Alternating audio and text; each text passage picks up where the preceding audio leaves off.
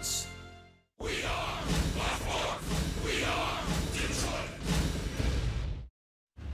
Tigers baseball on Fox Sports Detroit is presented by Bell Tire.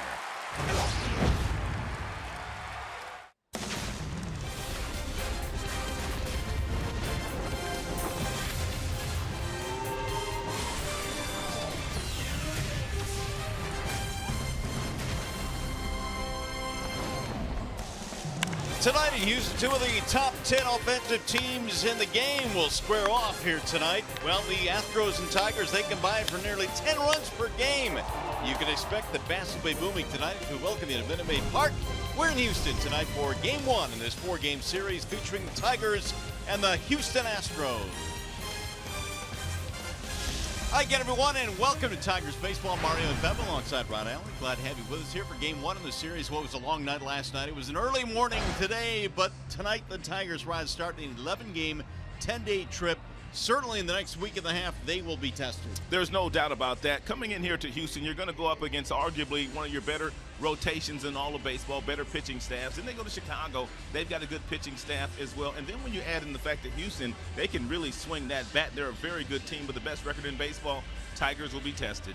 But you know what? Michael Fulmer is on the hill tonight for the Tigers. He's been awfully good. In fact, Roddy's won his last 3 consecutive starts. Now, it'll be interesting to see how he attacks this lineup tonight. You know, he has had 8 quality starts. That would be Michael Fulmer. He is one of the best right-handers in our sport, and he'll need to be all of that in a bag of chips tonight against the Houston Astros. You can take a look and see what he does as far as the starters with the Tigers. He's got 5 wins. He's got the best ERA, with the opponent's batting average. He'll be tested against a team that has a lot of right-handers, a lot of guys that can really hit good fastballs. It's going to be imperative for him to stay out of fastball counts. And A.J. Hinch, the manager of the Houston Astros, also has a lot of right-handers in the lineup tonight against Michael Fulmer. Right-handers do better than left-handers. He'll need that really good slider tonight if he's going to keep him off balance. All right, so what about this Houston team? They have won 29 ball games already this year. That is the most in the American League.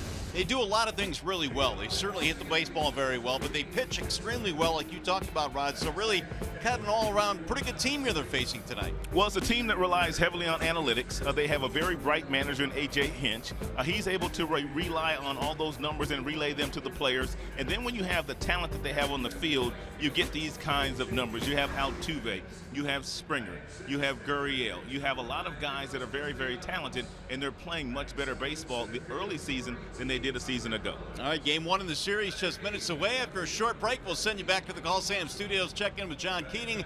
Coming up to this one here tonight, they are 2 very different players physically, but on the field, 2 of the best. Altuve and Cabrera square off. Tigers-Astros, Game 1 coming up.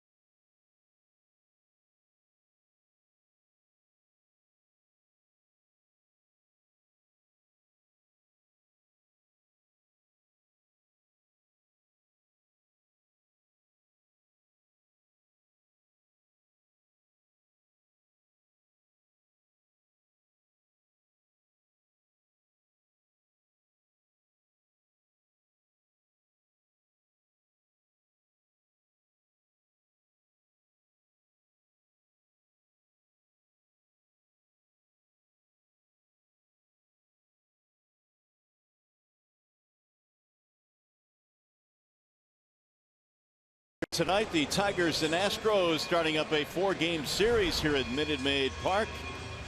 Indoors tonight, the roof is closed. Here's the starting lineup for the Tigers, presented by the Southeast Michigan Ford Dealers. And for Brad Ausmus, it'll be Ian Kinsler leading it off.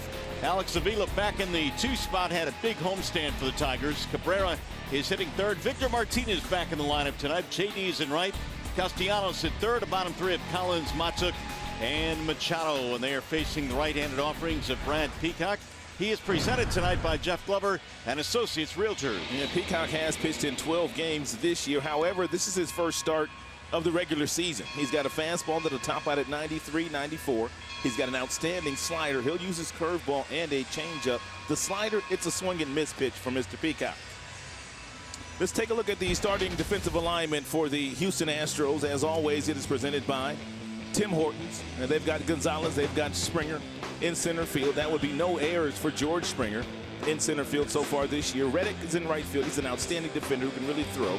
Up the middle, they've got CORREA and Altuve. On the corners, it's Bregman and Gurriel. And Evan Gattis is the catcher here tonight. Should be a good series. The Astros have won 29 games this year, the most in baseball. The Tigers coming in after a homestand which they split, hoping to do a little bit better. Had a long night last night, got in here very early in the morning, but they are ready to play baseball here tonight. Yeah, the Astros will be a little angry here tonight. They were swept over the weekend by the Cleveland Indians in a 3-game series, so they don't feel all that good coming into this one. Ian batting .246 to get things started here. He's hit safely in his last 8 consecutive ball games. And Peacock will pitch from the stretch, and here we go. The first one of the ball game is a strike called on Kinsler. And Peacock more than likely will go about 3 innings or about 50 pitches, depending on what he gets to first here today. Dallas Keuchel was scheduled to start tonight. He's on the disabled list. There's a Bender that drops in for a strike. So we would have had a Fulmer-Keuchel matchup here this evening, but Dallas on the DL. He's got a pinched nerve in his neck. He does. And scheduled to miss 1 start for the Astros. So the Tigers catch a bit of a break. Ian swings and strikes out, and Peacock with his first strikeout of the ball game tonight. Peacock, when he gets 2 strikes on you, he puts the hitter away 85% of the time, and a lot of the times it's with this big sweeping slider. He starts the ball right on the inside corner. It breaks about 5 feet to get to the outside part of the plate. So the Tigers have to be aware of that pitch. They'll see it quite often tonight from Peacock. He has been absolutely death on right-handed batters. They're batting just .161 against him this year. Yeah, you want to get him early in the count. You don't want this guy to get ahead of you with 2 strikes. It's a lot like Michael Fulmer of the Tigers. Once Fulmer gets ahead of you with 2 strikes, he can put you away with the best of them as well. Here is a left-handed batter, Alex Avila. And that'll drop in for a strike. Another slider there from Peacock. Peacock starts that breaking ball partner in the right-hander's batter's box. And it's got such a big break to it that it was able to catch the outside corner. He was pitching so well out of their bullpen. He gets the spot start here tonight for Keuchel. And we're seeing why he's been so good, at least early on in this one. Avila looks at a strike on the outer edge. He got the benefit of the call there. Yeah, they're calling that a knuckle curve. And Brad is talking to Castellanos about the fact that it looks like he's going to try to backdoor some of these left-handers with that good breaking ball. Tigers only have a handful of left-handers in the lineup. Chris Guccione, the home plate umpire tonight, playing the shift on against Avila. And he looks at a ball down low. Yeah, the shift is nothing new for the Houston Astros. In the last 4 years, they have shifted as much as any team in all of baseball. They live and die by the shift. There's A.J. Hinch, the skipper of the Astros, has done good work here in his first 2 years. Here's the 1-2 high and away with the fastball. And here's the amount of defensive shifts and per plate appearance the last 4 years for the Houston Astros defensively. First in 14, second in 15, first again in 16. In those 2 years where they finished second, the Tampa Bay Rays finished first. Another team that relies heavily on analytical data. Strike called. He got him on the outer edge. Another slider that caught the outside corner. And 2 strikeouts now for Peacock.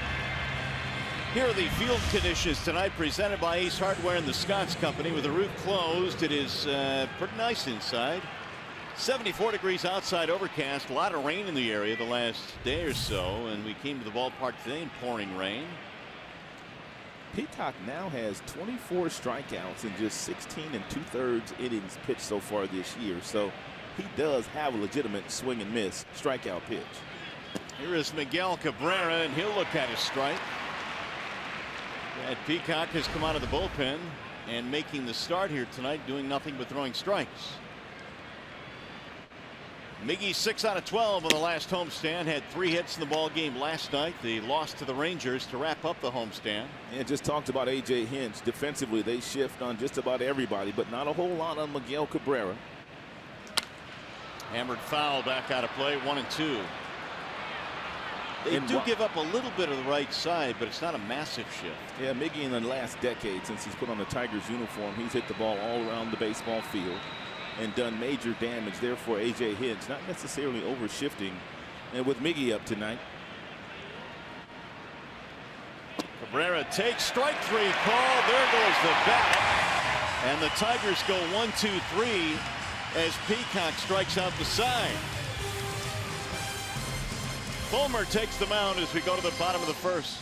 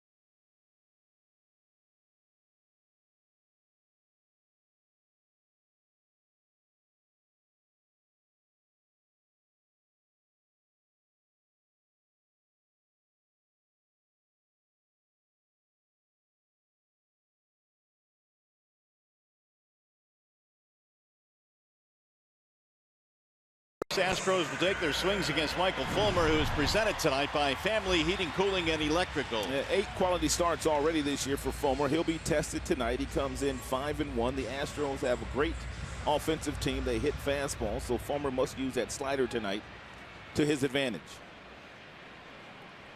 George Springer will start things off for the Astros.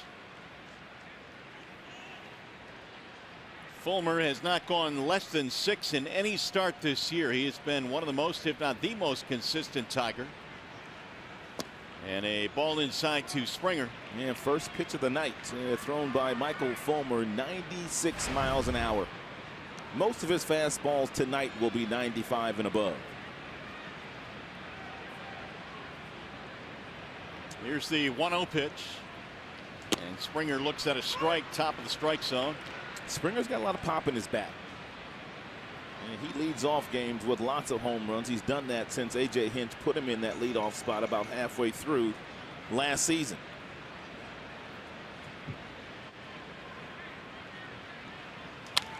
Mikey MAHTOOK, the Tigers left fielder, is playing nearly on the warning track out at left, guarding against the pop that Springer has.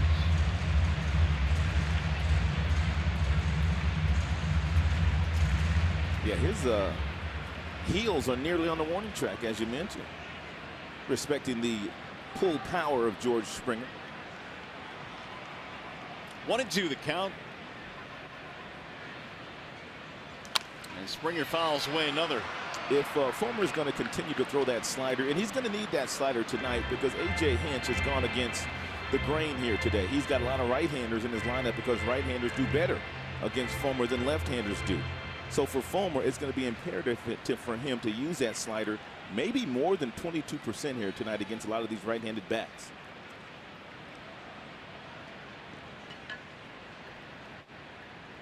And again, the 1-2, it is low. It's kind of counterintuitive when you see all the good right-handed batters against the righty Fulmer. Does that mean the lefties really struggle because of his changeup? Exactly, and that's exactly what A.J. Hinch is trying to do. He is trying to take the Fulmer changeup away today. Fulmer has an outstanding changeup. He's got a really good fastball, and he's got a good changeup as well. Fulmer slipped on the mound, and they're going to go take a look at him. On that last pitch, he slipped awkwardly, and he hasn't been able to gather himself yet. Doug Teeter coming out and making sure he's okay. Brad said, hey, this is going to be a medical visit out here, and he ran out to the mound. I don't know if he slipped on that last delivery. He did do something awkward after the pitch. I don't know if it was a slip or what, but it was something that was awkward. Here it is. Ooh, he sure did slip. It's like his right foot slipped, though, didn't it? Well, I thought it was the landing foot, the left foot. Was it? Let's watch right here. Yeah. Hard to tell there, but he appears to be okay.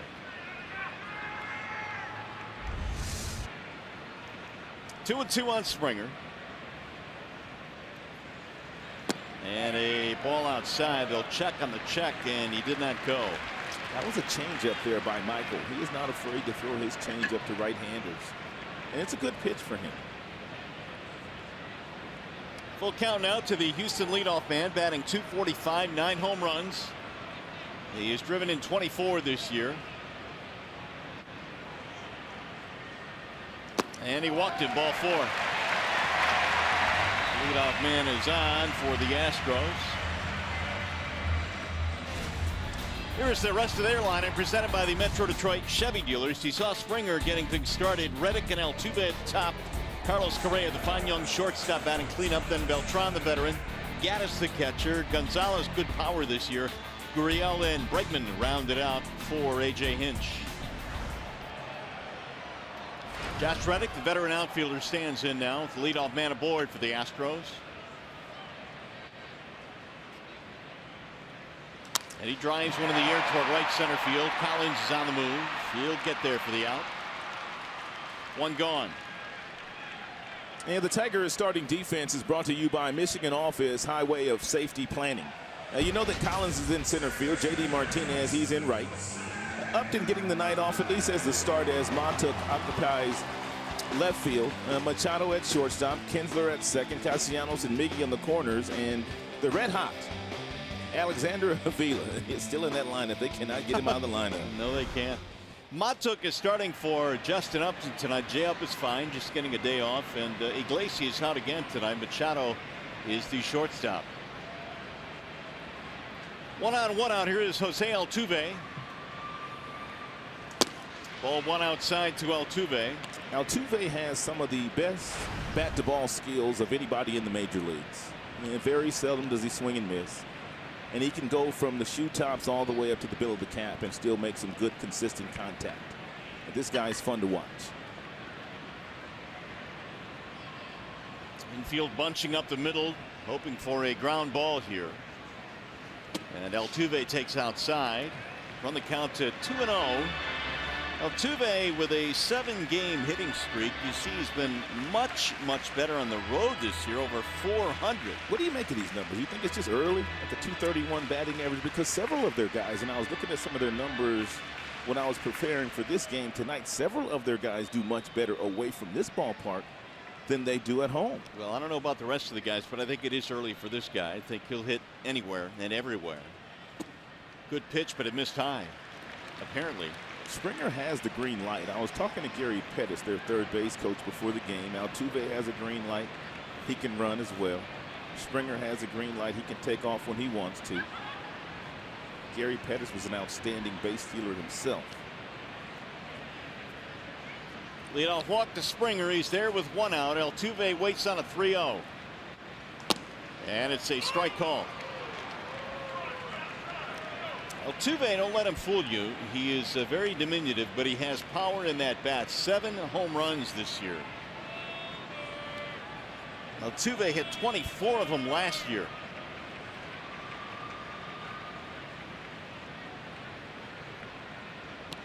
Stands up the box with that open stance.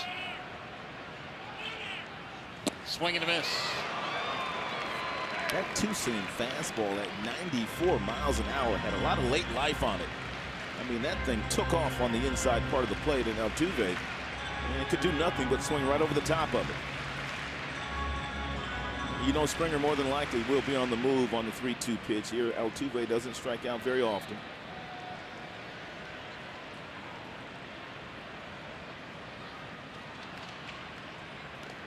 And Springer draws the throw. That's something that Fulmer does a very nice job of. I mean, he's got a pretty quick move, and very seldom do the base runners get themselves a good enough jump to steal bases while Fulmer's on the mound.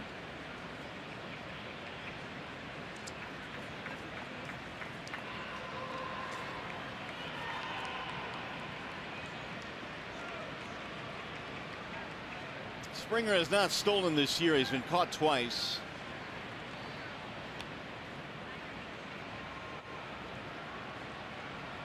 And there he goes. It's a ground ball, fair ball inside the bag at third down the line. Here comes Springer to third. They might score him. He's rounding third and coming home. It's going to be a double for Jose Altuve, and the Astros lead 1-0. Altuve now has an 8-game hitting streak, and he's hitting about 400 during the streak. And Michael Fulmer already today 2 3-ball counts, which is uncharacteristic of Michael Fulmer. He throws a changeup that stays up, and he gets out in front of it. That would be Altuve right down the third baseline, and the Houston Astros are in business here tonight in the first inning against Michael. 22nd RBI of the year for Altuve. It'll bring up the cleanup man Carlos Correa with only 1 out, runner at second. You have to keep a close eye on Altuve. He's a base stealer, and he loves to steal third base.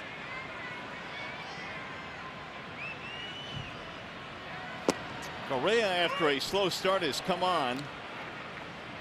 15 multi-hit games this year. That is good for most on this Astros team. And the average now up to 283. Altuve with 34 steals of third base in his career. That's why Kinsler playing very close to second base. Sliced foul back out of play. It's the little things in baseball that sometimes you don't notice. The fact that Altuve will swipe third, forcing Kinsler to get close to second, and that opens up the hole to the right side. And that's where a lot of the hits are going these days for the youngster Correa. At the beginning of the season, in the month of April, he was pull happy. But in the month of May, he has been on a torrid pace simply by driving the ball up the middle and the other way.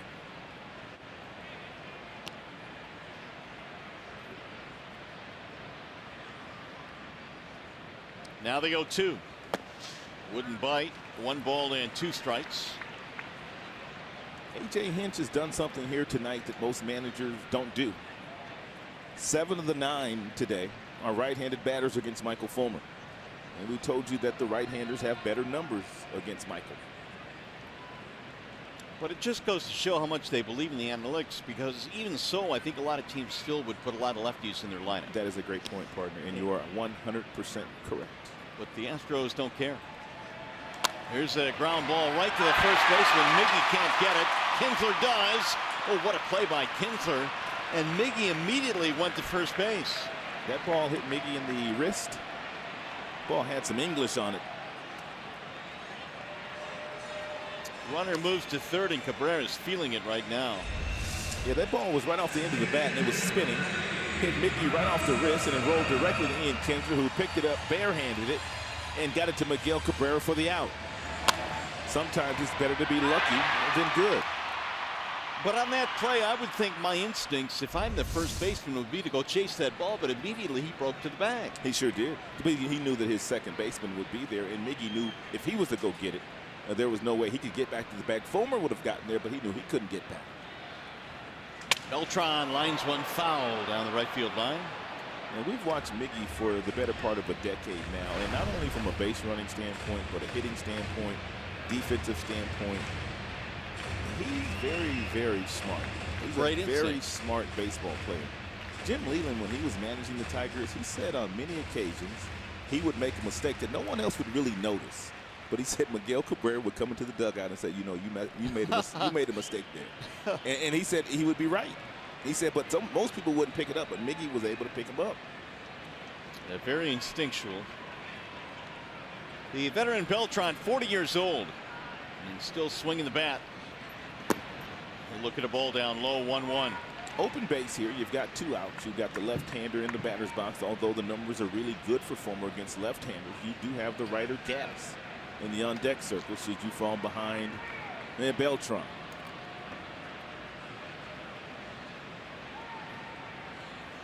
A little bit up and in. Run the count to 2-1 on Carlos Beltran. Altuve at third with 2 outs and a run in for the Astros. Here's Evan Gattis, who has a powerful bat waiting on deck. No batting gloves for Gattis. Up and in again. Don't know for sure, but it looks like Michael might be pitching around Beltran here to get to Gattis.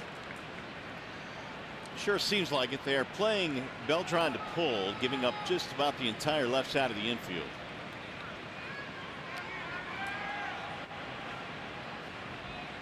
Here's the 3-1. Grounded foul, 3-2 on Beltran.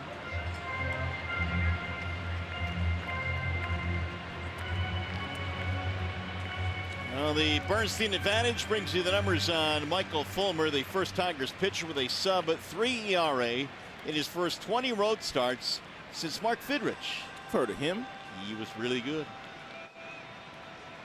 Swing and a miss. He struck him out as Beltran leaves the strike zone.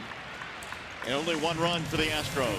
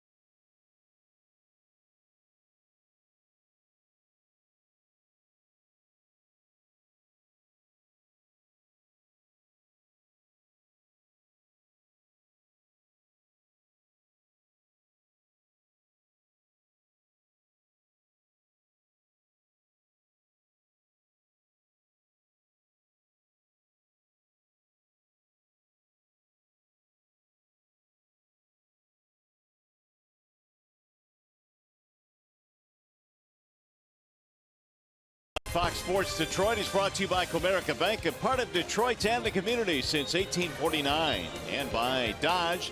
Test drive a Dodge Challenger or Charger at the Dodge Drive and Discover sales event going on now. We're at Minute Maid Park in Houston, Texas tonight. The Tigers opening up this 11-game, 10-day trip. And the Astros out to a early 1-0 lead. Little Cabrera fan there. Start him out young. Absolutely. Brad Peacock had an easy 1-2-3 first inning. In fact, he struck out the side in the first.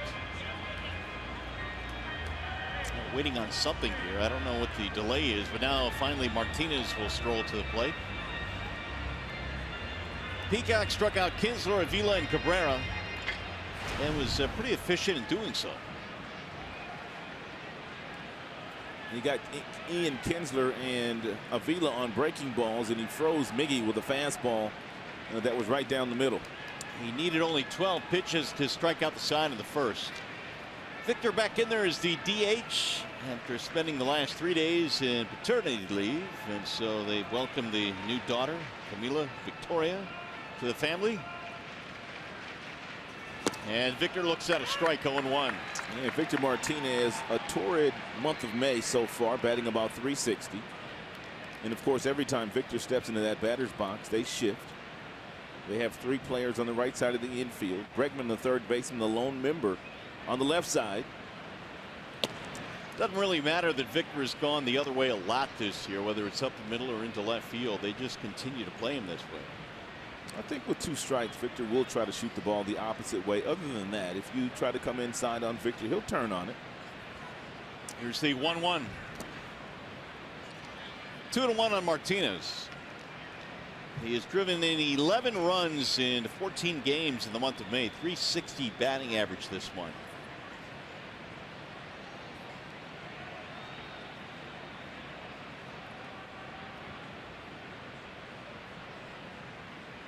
The 2-1 is fouled off. 2 balls and 2 strikes. Martinez, then JD Martinez, and then Nick Castellanos. Tigers check in tonight with a .500 record, 21 wins, 21 defeats. And Tigers have yet to get off to a nice winning streak. They can run out about 5-6 games in a row. Haven't had that stretch yet. They're going to need it because Cleveland looks like they're getting ready to take off. There's a ground ball right into the shift. Nice play there by CORREA. Spins, throws wide, and they still tag the bag for the out. Pretty good play there by Gurriel. And Gurriel is not a first baseman by trade. He is a third baseman. He's also played some outfield, but he showed some athleticism here. And CORREA had much more time than he thought he had after picking the ball out the carpet. He turned and did a .360 where he pretty had much more time to set his feet in a more conventional way and give Gurriel a nice feed. 4 straight retired now by Peacock. That'll bring up JD Martinez. 0-1 on JD. When you look at Peacock's numbers, it's a very small sample size, but JD Martinez is really the only player that has done anything against him. MIKIE hasn't. Victor hasn't. Castellanos hasn't. And that's probably why he got the spot start here tonight for the Houston Astros. He's only going to go about 50-60 pitches, but the Tigers that he's going up against, he's had success against. Makes sense. Well, he's had a lot of success early on already in this game. Martinez 7 out of 18 on the homestand. And he pulls it on the ground to third. Bregman scooping to his left. And JD is out of there, 2 gone. 5 in a row retired now by Peacock. That'll bring up Nicholas Castellanos.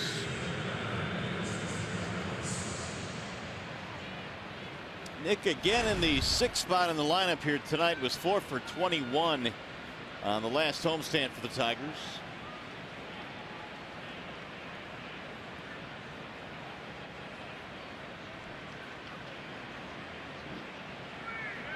Swing and a miss, 0-1. He has been starting off just about every single batter here tonight, whether it be the left-handers or the right-handers, and with that slow breaking ball. And he's had the ability to throw it over the plate for strike 1.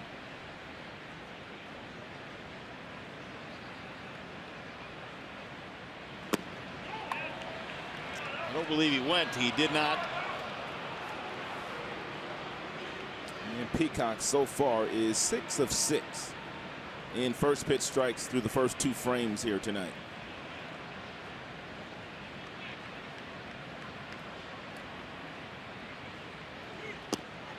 On the outer edge. That was a changeup that he was able to fade back over the outside corner. And that he was given the call by Chris Guccione.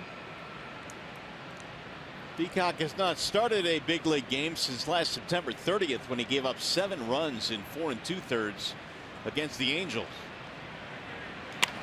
Sawed him off and a ground ball to third. Bregman. And Castellanos is out of there. Going to be a 1-2-3 inning. 6 up, 6 down against Peacock.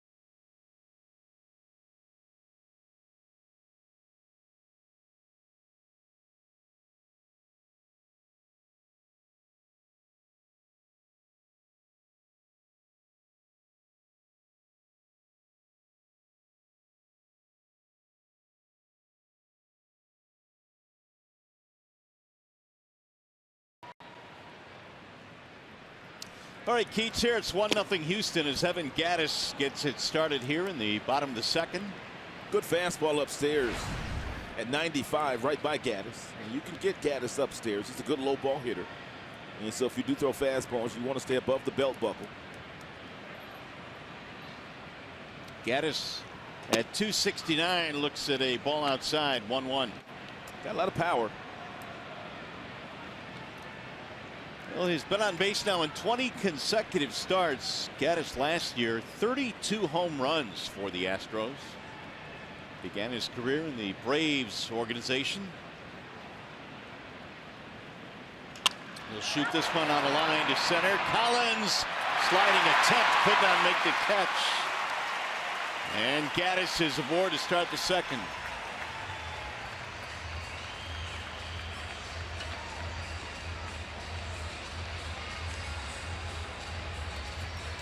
It's a nice job here by Tyler Collins. He gets a pretty good jump on the line drive off the bat of Gattis. He comes in, he slides, and the ball hits the turf before it goes in the glove.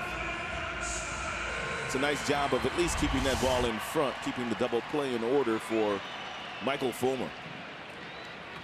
Leadoff single for Gattis. Here is Gurriel. 281 batting average, or Gonzalez rather, I beg your pardon. 281 batting average, 10 home runs. They both start with a G.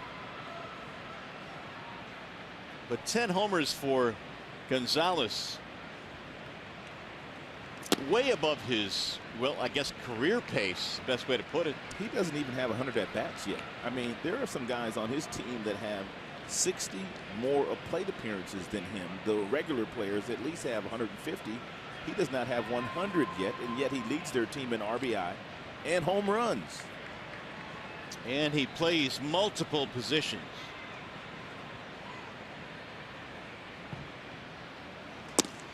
Fulmer throws a strike. 1-1. It's a nice change piece there thrown by Fulmer at 88 miles an hour. Last 15 starts for Marwin. A 392 average with 7 homers and 20 driven in. That is getting it done.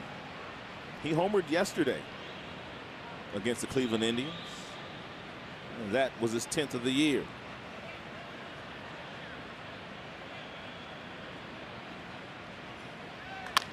Grounded foul down the first base line, rattling around the dugout of the Astros. And we told you that we have a couple of pitchers tonight on the mound, Fulmer and also Peacock. Once they get ahead of you, and with 2 strikes, these guys more often than not are able to put you away.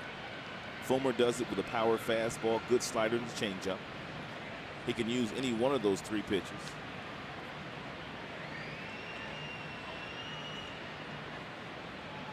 Gonzalez recently homered in 4 straight games, playing 4 different positions. Waiting on a 1-2. Emergency hack fouled it off. That's a nice spoil right there. 94 on the black. You know it's going to be called a strike if you take it somehow, and you know it's going to be a tough pitch for you to put in play, so you just kind of flick it off to the left side and try to foul it off, and that's what Gonzalez was able to do.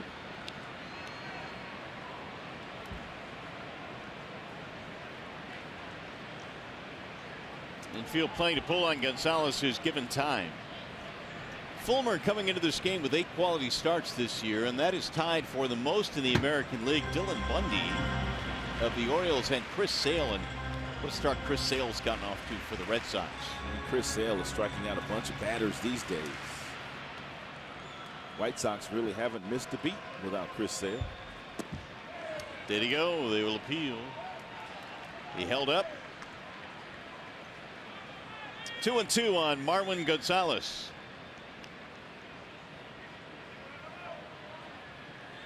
Houston got a run in the first, and the RBI double by Altuve.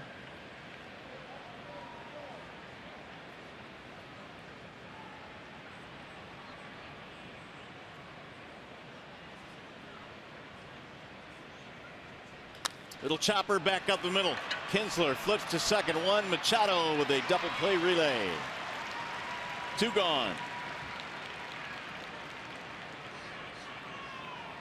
It's a nice job here by Ian Kinsler. And Ian probably could have taken this himself, but he grabbed it, he flipped it to Machado, who was standing on the bag, and Machado outstanding at relaying that ball on its way to first base to Mickey.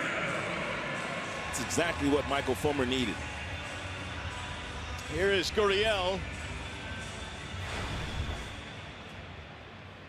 After starting the year 2 for 21, he has come on of late. The average up to 266. Ball 1 to Gurriel. And Gurriel, for the most part, dead pull hitter. And most of the time that he puts the ball in play, it's to either left field or through that left side of the infield. Here's the 1-0. Ground ball, shortstop side. Machado surrounds it. And Gurriel is out to end the inning. No runs, 1 hit, nobody left. 2 in the books. 1-0 Houston.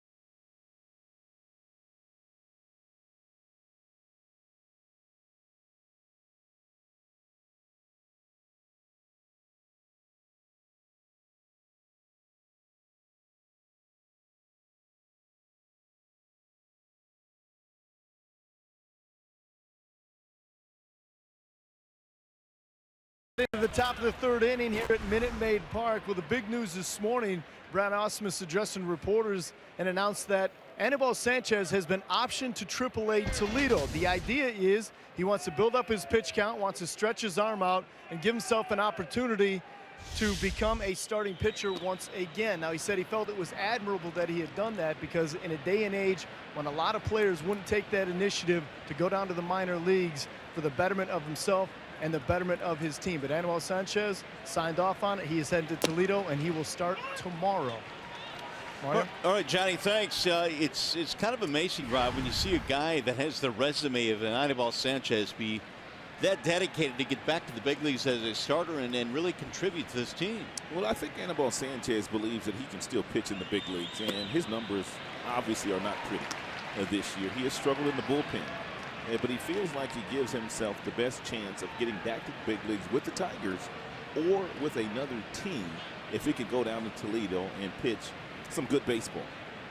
Sanchez had an ERA of 9, but we'll try and get that straightened out at Toledo, and who knows? Because he really could not get anything going up here, and the way that Brad was using him, it was going to be very difficult for him to get anything going anyway. So I think Anibal Sanchez made a wise career decision.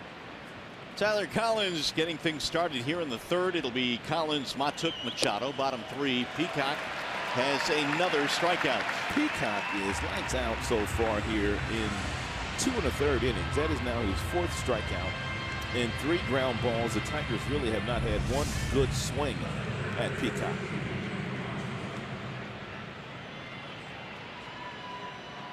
Well, here's the good news. He's probably not going to go more than 60 pitches in this game.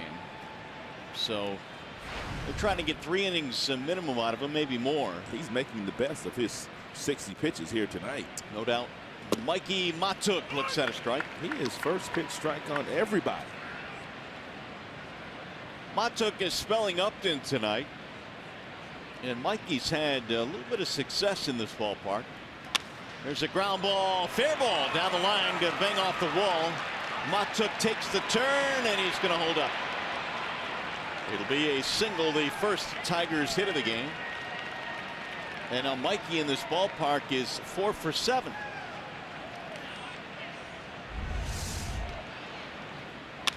And Mikey looked like he got a breaking ball, hit it right inside the third baseline, right past Bregman. He had a huge turn, but González in left field was able to pick it up, and MAHTOOK had to put on the brakes and get back to first. That'll bring up Dixon Machado, first base runner of the ball game for the Tigers. Machado hasn't played a whole lot this year. Breaking ball spins low and away. 1-0 on Dixon.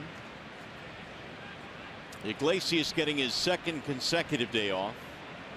If you're Machado, you need to get ready to hit the fastball. This is the first guy he's fallen behind all night. More than likely, you're going to get one. He did. A 91 mile per hour 2-seam fastball.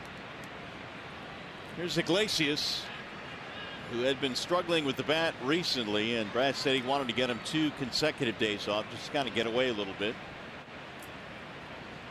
Swing and a miss. I'll say this about Iglesias, man, his defense has not suffered. Spectacular on the defensive end. So Machado getting a rep here tonight. He's behind in the count 1-2.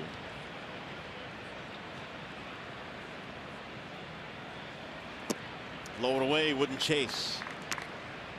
And Peacock has a couple different pitches that he likes to put you away with as a reliever. And that would be the fastball or the slider. And when he was starting last year, he used all 4 of his pitches. Ooh, look out, there goes the bat. And Machado down on strikes. That is 5 punch-outs. Hey, stay tuned to Tigers Live. Following the game, we'll be selecting the Fox Sports Detroit Tigers player of the game, presented by McDonald's. Stop by for your breakfast favorites, now being served all day. Well, when we came in play today, we talked about the Houston Astros and some of the things they've been able to do as a team. And they come in leading the American League in strikeouts. They have punched out more than any team in baseball, 432 of those. And that's gone up by 5 here tonight. It sure has.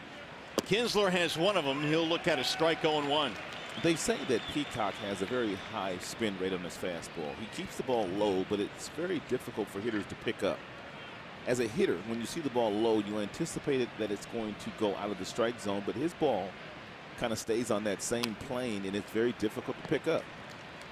Well, it's got to be something. Opponents are batting just $127 against him this year. That is the 9th best opponent's batting average in baseball. Take a look at this fastball, how he just flicks his wrist. And because he flicks his wrist, that ball just kind of stays on the same plane all the way into the strike zone, where it starts from. Kinsler stays alive. He's gotten as high as 93, and he's gone as low as 73 here. 20-mile-per-hour differential. Obviously, the fastball is 93. That slow breaking ball, that would be that 73 reading on the radar gun.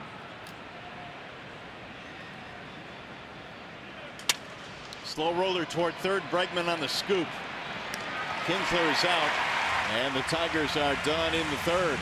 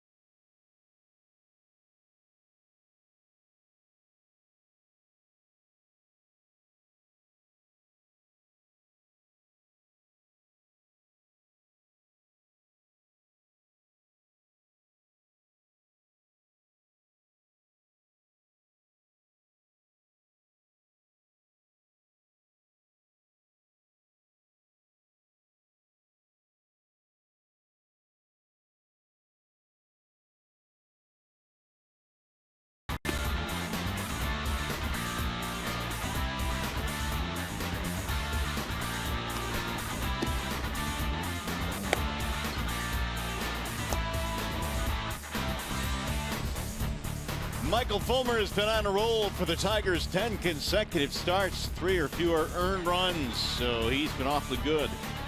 Gave up one in the first inning on a walk and a double. Helped out by a double play ball in the second, and now in the third it's Bregman. First pitch swinging, fouls it down the right field line, out of play. Bregman, then Springer, then Reddick. 9-1-2 for A.J. Hinch. Yeah, Bregman not doing all that well from a batting average standpoint, although 253 is not that bad, but where he has done most of his damage so far for this team is with runners in scoring position. And Bregman has had a knack for driving in runs in clutch situations so far this year. Everybody talks about the good young talent they have on this team. #1 pick Springer, you've got Altuve, of course, and you've got Bregman, who is the #2 overall pick. Right. A couple of years ago, only Dansby Swanson was selected ahead of him. And so a lot is expected of these guys. They get to the big leagues very quickly. I mean, he was selected in 15. They got to the big leagues last year, and his first full season this year. Very talented. And he and Carlos Correa, they really have not hit their peak yet as far as how good they're going to be in the majors. A couple of guys that get a chance to learn on the fly in the big leagues.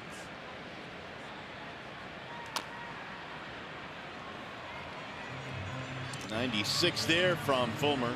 They brought in a few guys in the offseason. They brought Reddick in, who's playing right field. They brought Beltran in. They also brought in Brian McCann, the catcher.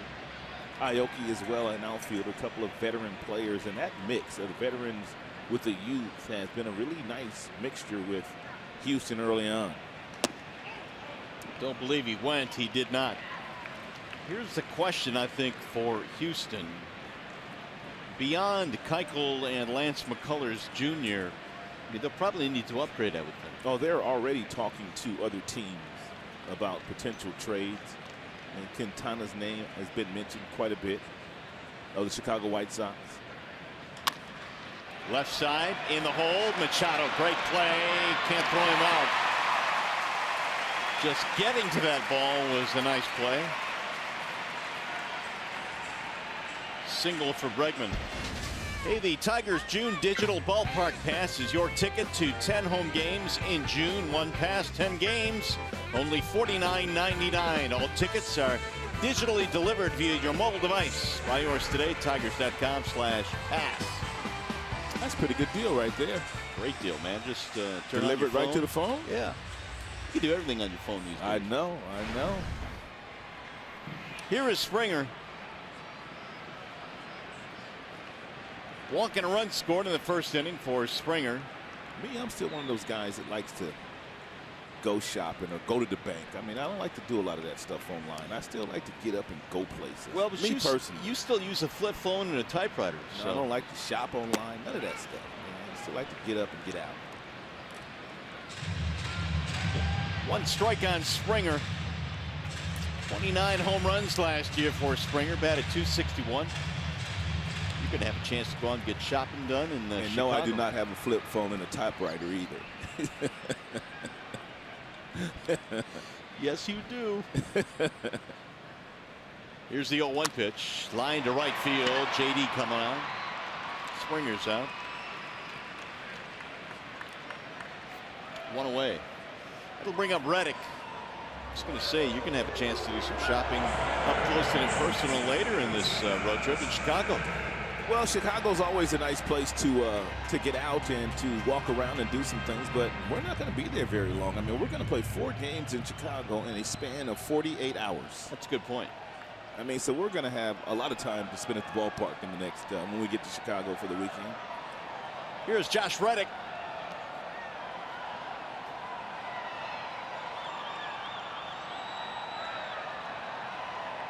Reddick looks at a strike. Reddick, I didn't even recognize him, man. He's kind of cleaned up a little bit, man. He doesn't have that stuff hanging from his face like he normally does when he was playing for the Oakland Athletics. That hair not all the way down his back. I didn't even recognize him when I saw him down there taking batting practice today. Apparently, they give you a little bit more latitude with Oakland. You think? Than they do in most other teams.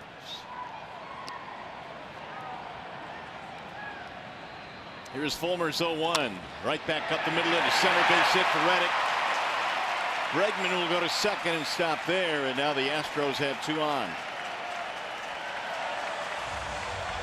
And they're bringing up the heart of the order. Altuve standing in. He is Chevrolet's most dependable player. When you look at some of the numbers that Jose Altuve has been able to post since 2012, they're awfully impressive.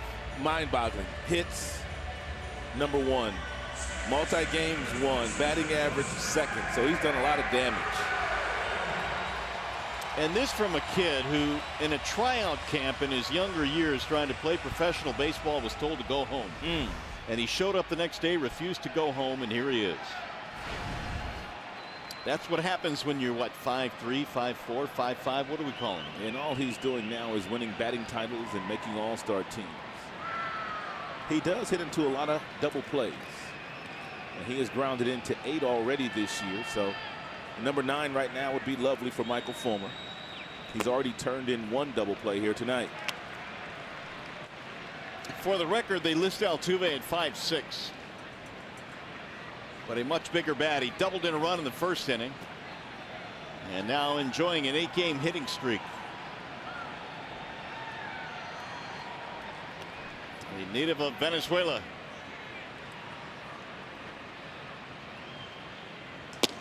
Fulmer stays away again. 2-0.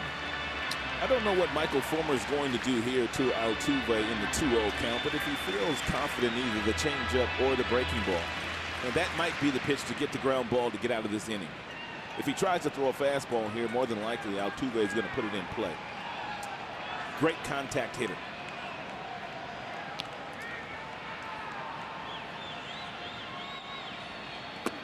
Way outside, 3-0. And Fulmer now is one pitch away from loading the bases for Correa.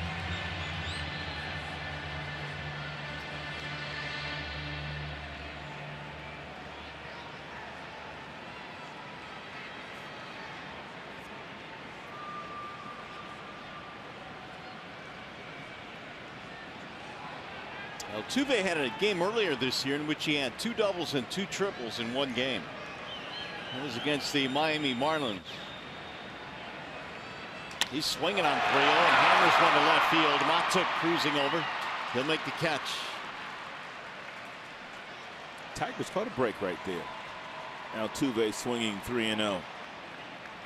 2 gone. Thank you very much. Gonna bring up Correa.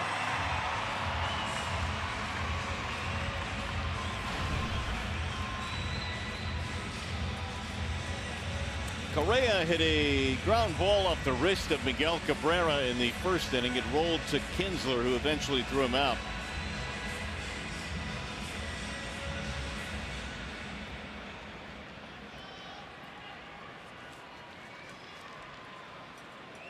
Houston got a run in the first. And Peacock so far has shut down the Tigers' offense. Now time called as Correa steps out. Fulmer has won 3 consecutive starts. His last start was a 7-inning affair against the Orioles. Now the Orioles put up 10 hits against him. Michael found a way to pitch out of a lot of trouble in that game. That Orioles team came into Comerica Park swinging some hot bats.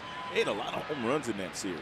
Yeah, Tigers did take 2 out of 3, but it was something to watch. Bouncer up the middle, and Kinsler will get the force at second. That'll retire the side.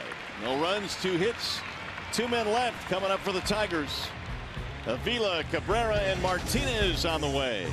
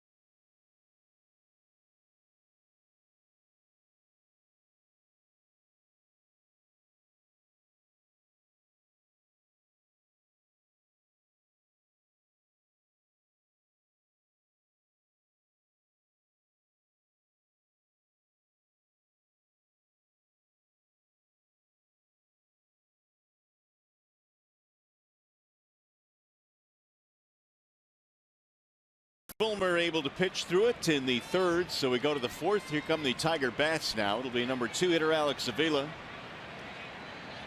Astros have a 1-0 lead. It'll be Avila, Cabrera, Martinez. Alex struck out in the first as Peacock struck out the side in the first inning.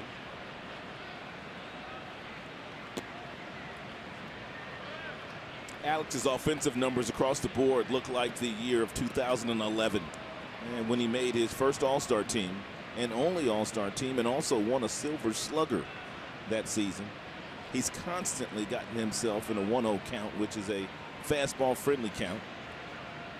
Ooh, nice change up there. Alex was able to lay off that, so that's the difference in Alex right now. That change up right there. Last year, Alex probably would have been swinging at it, but he knows exactly what he wants to do. He's dialed in for that fastball. And he's got himself a 2-0 count. There's the strike at the bottom of the zone. They say that Peacock only throws 91, 92 miles an hour. He'll touch 93, but it looks a lot harder coming out of his hand. And he's one of those guys that you just don't pick up very well. The fastball gets on you in a hurry. Strike call, this time on the outer edge. That slider again. That's the third time already tonight he has featured that same exact pitch to Alex. Starts the breaking ball off the plate only to allow it to catch the outside corner.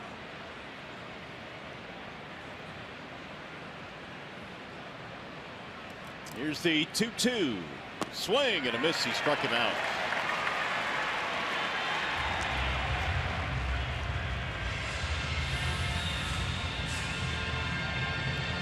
Miguel Cabrera really did not get one good look at Peacock in the first time up here today. Peacock basically finished Mickey off with the first pitch, breaking ball. Then he came back with a fastball, another fastball, and then another fastball right down the middle at 93. And that's after the first couple of hitters of the game, him throwing lots of breaking balls.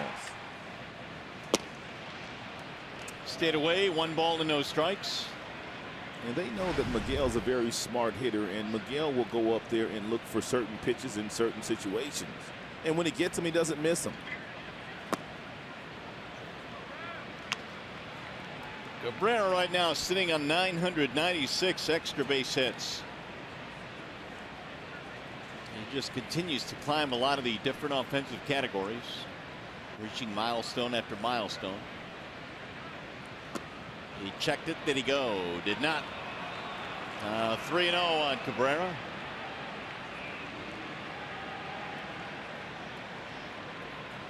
Four shy of 1,000.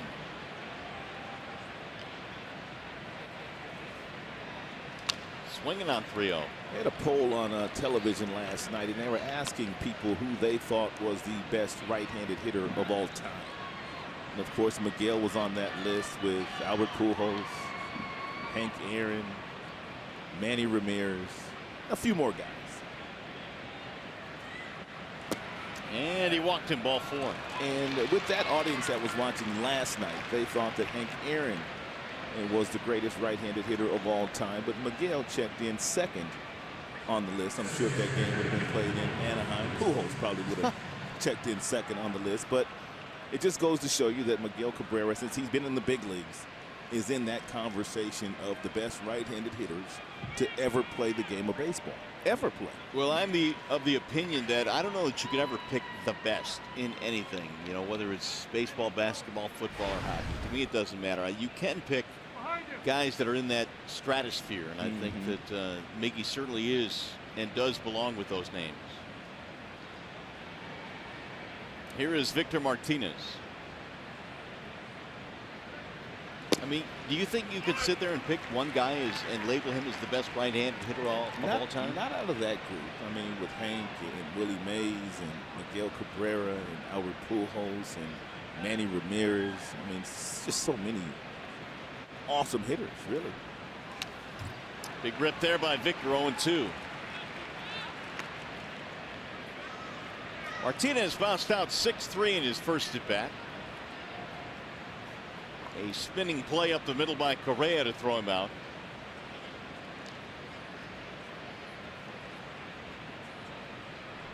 It seems like Peacock has been 0-2 on every single batter.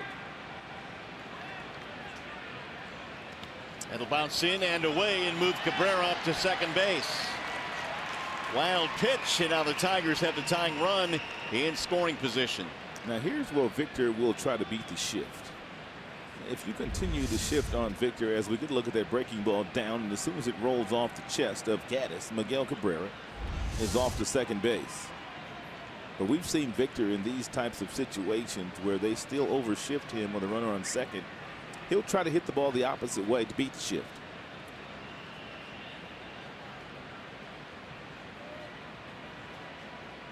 They've kind of shifted their defense a little bit accordingly to what we're talking about now. Correa not on the right side of the infield, but back on the left side of the infield now with Bregman.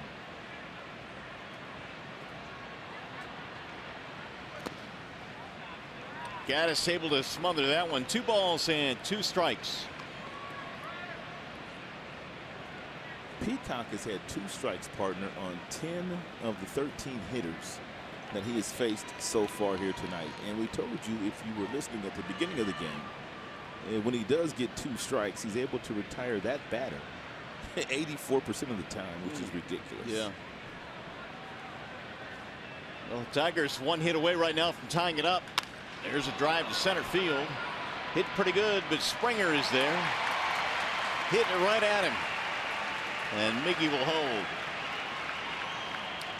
2 away now, and Menards brings you the big money encounter. I want to talk about J.D. Martinez. Now, we all know that he began his career with the Astros. Here's the comparison of his numbers with Houston and numbers with Detroit. Well, the numbers here on the right that I'm going to circle are simply off the chain. I mean, over 400 games, a batting average over 300, nearly 100 big flies, a lot of RBI, and the OPS is way up there as well. Last year, the Houston Astros, they said they made a mistake on J.D. Martinez by releasing him. Yeah, I assume. And their general manager, Jeff Luhnow, he told everybody in the organization, I mean everybody to a man, he said, we can never, ever make another mistake like this on a player like J.D. Martinez. We can never release a guy when he's still young in his career to have him go on and do this. Martinez had a big homestand. 6 homers in 9 games since returning from the disabled list.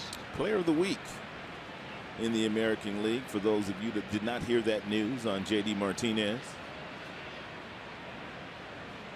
The 0-1. 0-2 on J.D.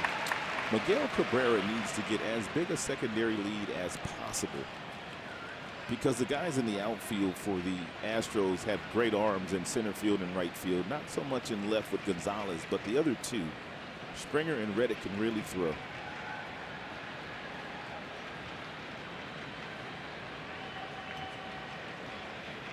Miggy back there playing with his buddy Altuve. About to sling him over his shoulder. Swing and a miss. He struck him out. Peacock strikes on Martinez. 7. How about that? 7 punch outs for a guy coming out of the bullpen.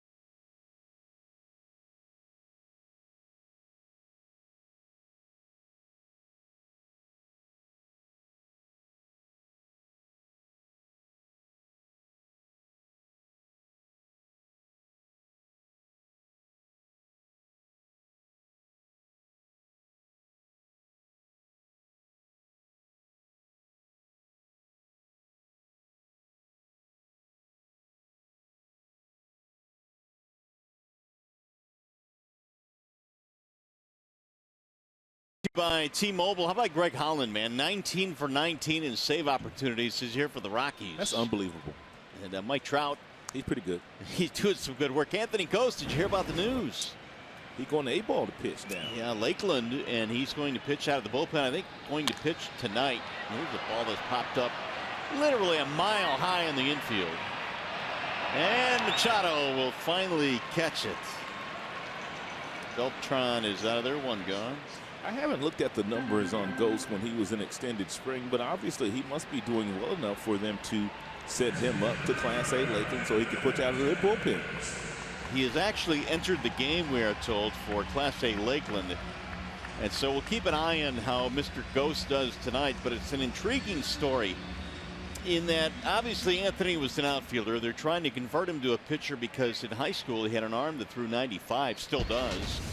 And so why not, I suppose. You know, Anthony's a little bit different.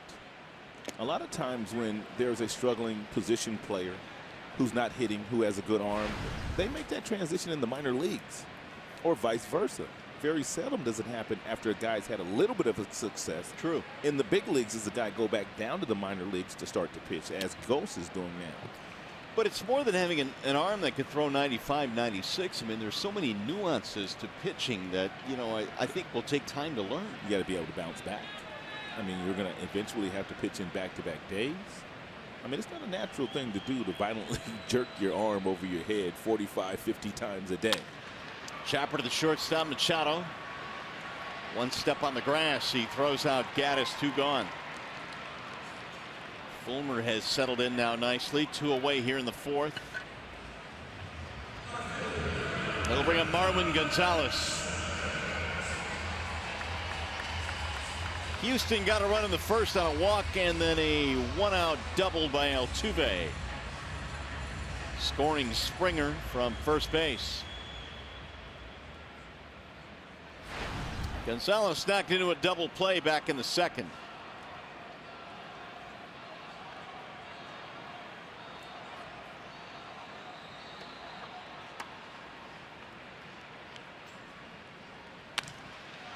Fly ball slicing down the left field line. MAHTOOK on the run, still going. He looks up. And that ball is going to knock off the wall. Going to be a double for Gonzalez. He sliced it just inside down the left field line. 2-out, 2-base hit. Not a whole lot of foul territory down there. That ball, I think, bounced right off the top of the scoreboard and then bounced up, but stayed in fair territory, and MAHTOOK had to run over and pick it up.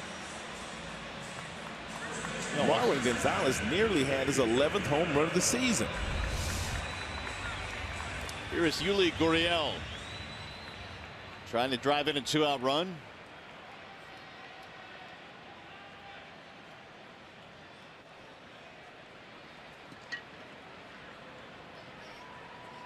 Gurriel grounded out his first time up. The Astros now have 5 hits.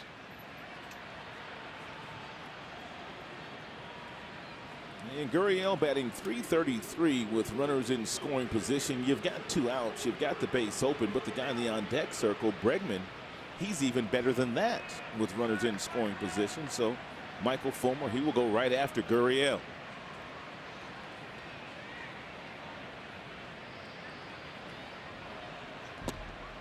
Ball 1.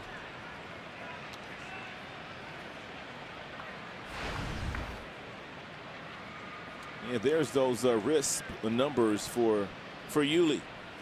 1 homer, 12 driven in, batting .333.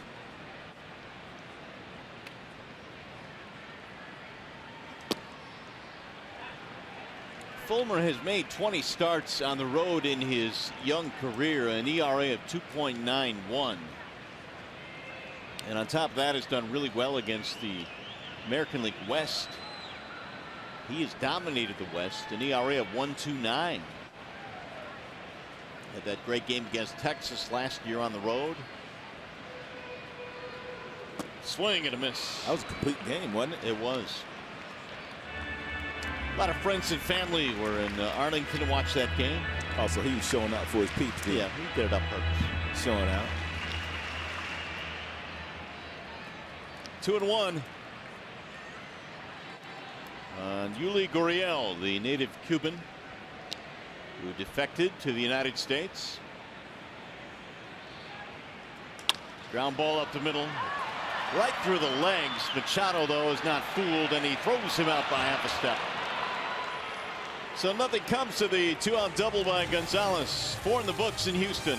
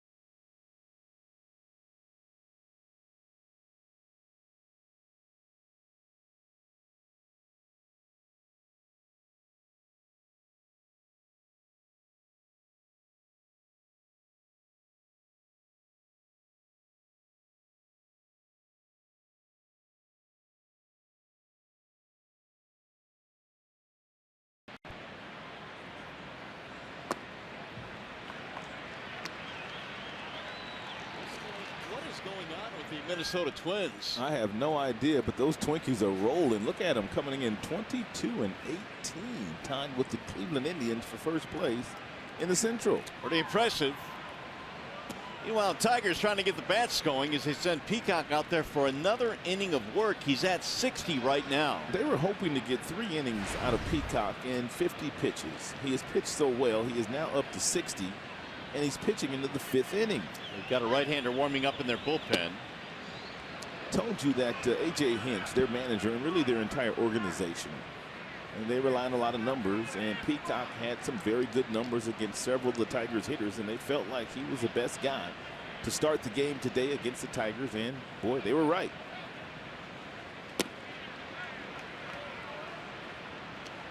Three balls and 1 strike. Ooh, there's Davinsky. He's been good. A change piece, man. He's got nasty, man. Unbelievable changeup. Might be the best in the game, they say. Castellanos looks at a strike. Tigers are trying to guess with Peacock, and they're guessing wrong. When they're looking for breaking balls, he's throwing fastballs right down the middle.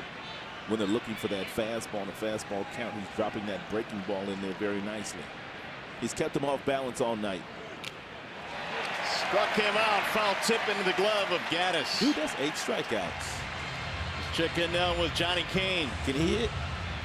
Hey, Mario, out here in straightaway center field, you know, I haven't been at all the ballparks yet, but I will say what they did here in Houston, it's impressive. So remember, they used to have Tiles Hill. It used to be a real interesting, you know, little platform here. I'm basically standing where the flagpole once was. Well, they basically have shortened the playing field. It used to be 436 feet to straightaway. Now it's 409 feet. That changes certainly the view for the players, but also for the fans that can come up here. We're at the Budweiser Batters Bar, as they call this one, inside the Budweiser Brew House. So there's a lot of suds flowing up here. But anyhow, also a lot of season ticket holders. And the seats right behind me, actually, they just unveiled those on Friday. So anyway, it's just a great vantage point. You can get out here and really see it from straightaway center field. They've got some new food places, Shake Shake, Torchy's Tacos. We're going to hit that up tomorrow because we had a big dinner tonight. But anyway, it is nice what they did for the fans here at Minute Maid Park. Well, Torchy's Tacos, bring us some there, Johnny. No, I will, for sure. And Johnny, and don't get nothing on that soup, please. He's talking about suds, Johnny. Yeah, no, I got you.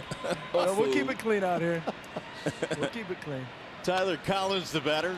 Well, I never really understood Tal's Hill. I mean, I get it. It was kind of a neat little thing here, but Right. I always thought that would be something that potentially could hurt a player. It was dangerous. I mean, running from the warning track, and then you got to run up a hill, and they had a flagpole that was right in the middle of the thing. Yeah, well, Tal's Hill is no longer.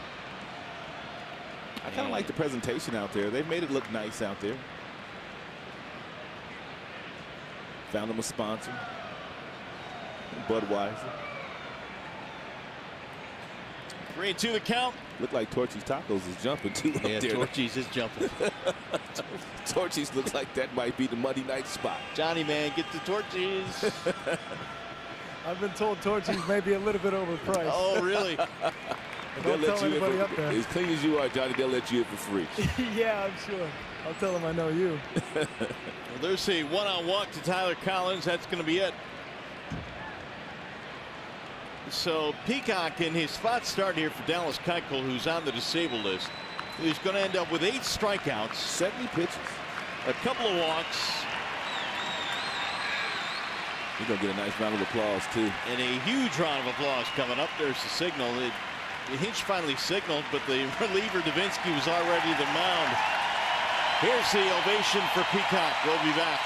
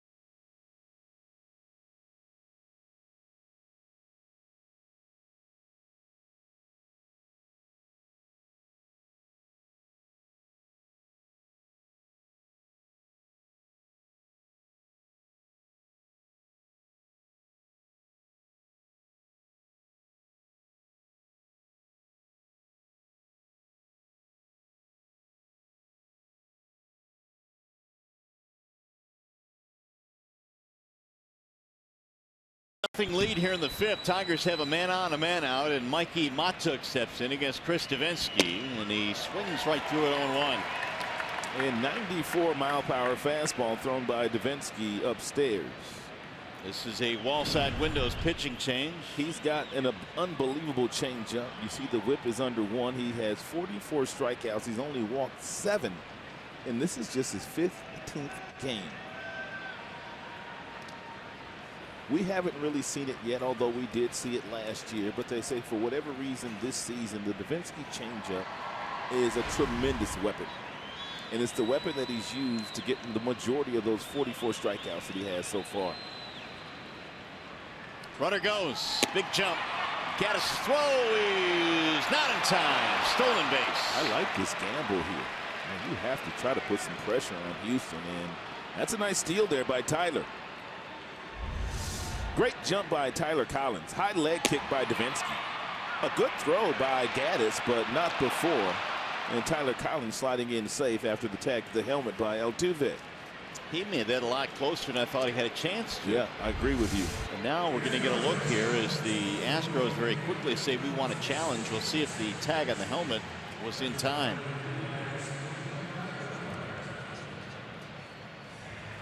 Huge jump by Collins, but a bang-bang play down at the bag. Altuve did tag him in the helmet, but the only factor is, did that right foot get on the bag first? And he's going to be out. I don't know. When we slowed it down, I'm not sure the tag was made yet. Let's see here. I don't know about this angle. Yeah, he may be out here. We'll see. Pretty good tag there by Altuve. And a really good throw by GATTIS. Oh, they called him out. So take the stolen base away from Tyler. Let's take one more look at this play and where Altuve catches the ball at second base. And this is the reason why Tyler's out. Look how far he lets the ball travel right here. Now all he has to do is grab it and then apply the tag to Collins as he slides right into the glove. Marv, we watch on a nightly basis how guys take that throw out in front of second base. Then they have to reach back to apply the tag. And had Altuve done that, and then Tyler Collins would have been able to steal that base successfully. So they're empty now. MAHTOOK lines one foul to right field. Peacock, while he was in the game today, he threw a total of 70 pitches. He got 2 strikes on 13 of the 16 batters, and he retired 12 of the 13. I mean, that's just putting guys away. That's crazy. I mean, he started the game by striking out the sign in the first. He finished with 8 punch-outs in less than 5 innings. Davinsky missing up and in. And these are 2 of your better offensive clubs in the American League. At least that's what the numbers tell you.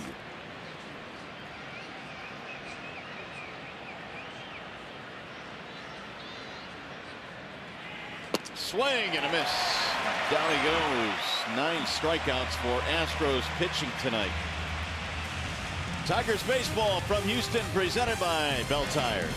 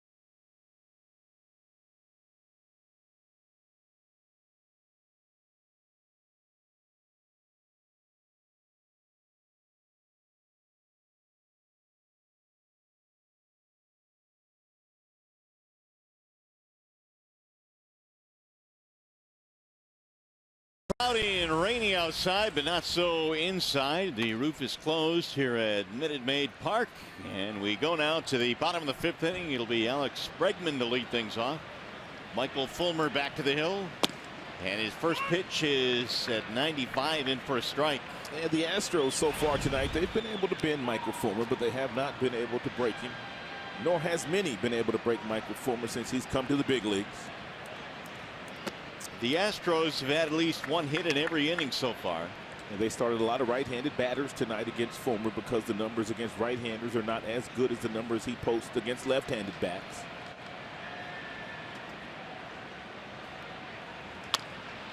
Fly ball, shallow right field for J.D. Martinez. And if Michael Fulmer has success tonight, I think the next time he starts there's going to be a lot of right-handers as well. Tigers baseball on Fox Sports Detroit is brought to you by Bell Tire. For tires and auto service, everybody needs a Bell Tire guy. And by Chevrolet, the most awarded car company 3 years in a row.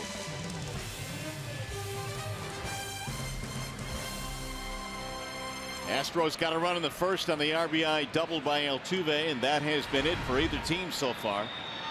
Springer started that rally with a walk, and then eventually scored on the double. Up and in from Fulmer. And Michael Fulmer now 12 of 19 in first pitch strikes. That's not too bad against a good offense like the Houston Astros.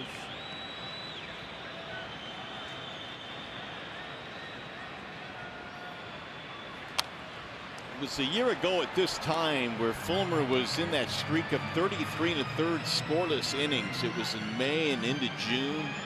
And it was at that time we thought, oh man, we got something here.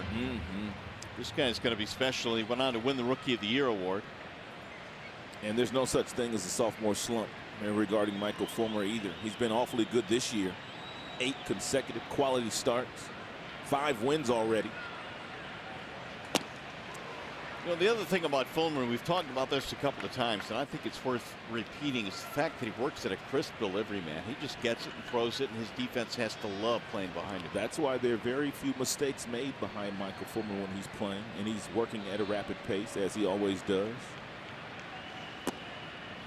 Missing low, 2-2 now on Springer. He's got Springer set up for the fastball here. George is a good fastball hitter, but Michael Fulmer has 97 with his heater. And we'll see if he decides to try to throw it by him here.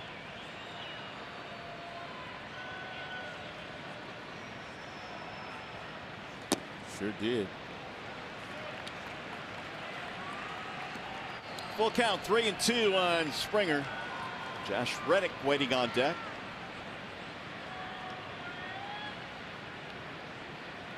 Michael gaining on 70. He's at 67 right now.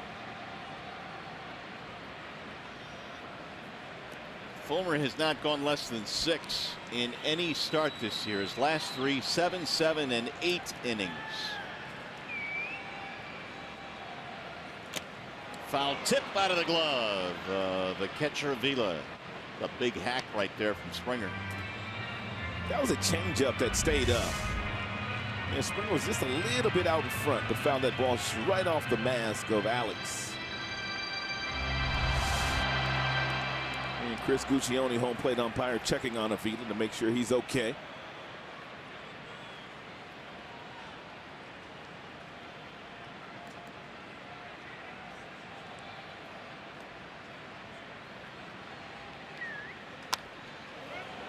Just got a piece of that one to stay alive at 97. The other thing about Fulmer is in the 7th or 8th, he is still throwing 96. Rarely tires on the mound. He's at 69 right now.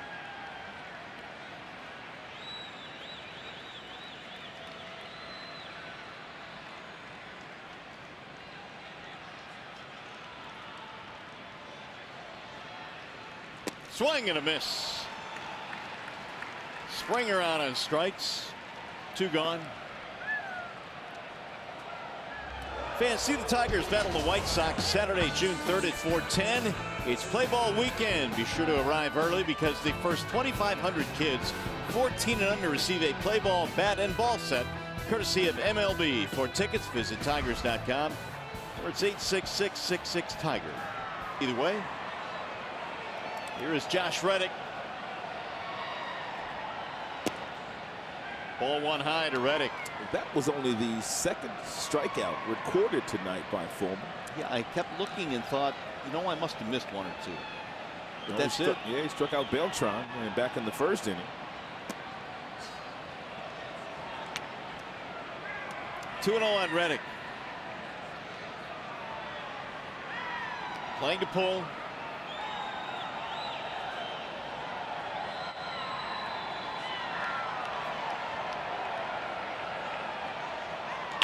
Drilled to center field, and Collins will play it on a couple of hops. 2nd hit of the ball game for Josh Reddick. It's a 2-out single. So the Astros continue their trend of at least one hit in every inning. That'll keep it going for Altuve.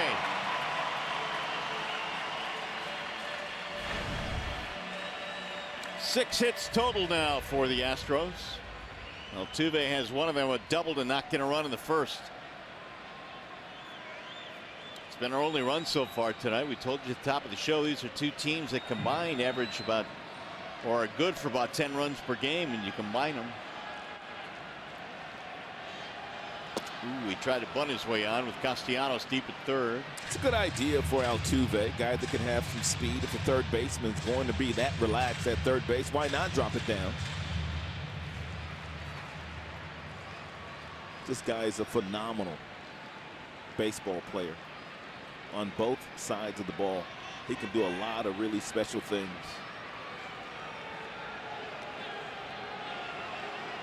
He loves to stand up in the box. You don't see too many guys standing this far up in the box. A little bit of an open stance. Yep. Outstanding hand-eye coordination. Good fastball hitter. A lot of guys will have that back foot hovering around the back chalk line.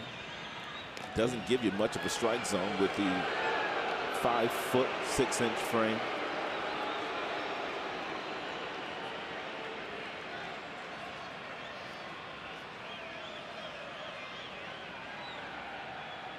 And Vila in the crouch, he's almost taller than Altuve. 0-1. That means It's a little cold, but that's all right. I'm sorry. I'm sorry. Yeah, he's got a few hits to back up that diminutive body of his. And they say that he is the nicest guy. I mean, this guy's a superstar, bona fide superstar, but they say here he is just one of the most unassuming, nicest men that they have on their team. He was third in the MVP voting last year. That's how good of a year he had. Steals a lot of bases, knocks in runs, hit homers. Wins batting titles.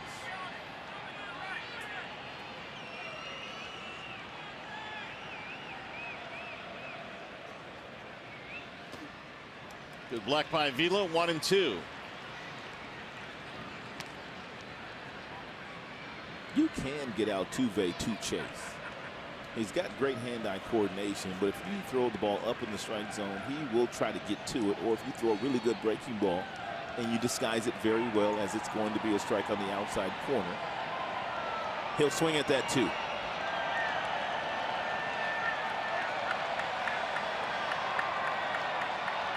Runner goes, and it's hit in the air to right field. JD Martinez camping under it, and that'll take care of the side. No runs, one hit, one left. We go to the sixth.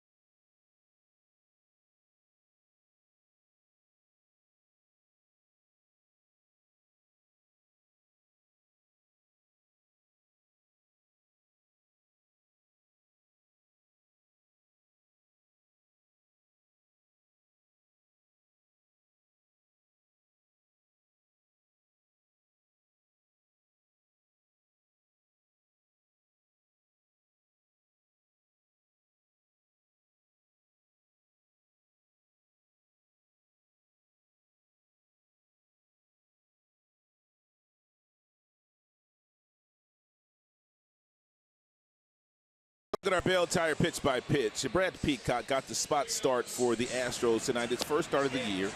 He was 11 of 16 in first pitch strikes. A lot of the first pitches were that breaking ball to the right-handers and the left-handers.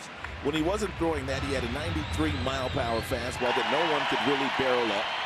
Outstanding outing for Peacock. In 70 pitches, gave up 1 hit. He walked 2, and he struck out 8 Tigers tonight. Well, we'll see if the Tigers get the bats going now as we go to the 6th inning. Machado, Kinsler, and Avila.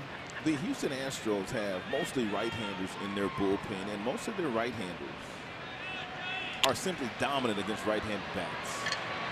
That's into center field. A swirling play out there by Springer. And this Houston team can play some defense in the outfield, and another example. This might be the most athletic, or close to being the most athletic defense in the major leagues. Springer gets a really good jump on this ball that looks like it's going to fall in front of him, but he comes in, he picks it off the carpet, and he protects himself by simply rolling over. That is a very nice play by George Springer. They've got a kid by the name of Marisnick who really can't get off the bench, who's a tremendous defender, and their right fielder Reddick is pretty good. Strike 1 on Kinsler. He in with a ground out and a strikeout in this game.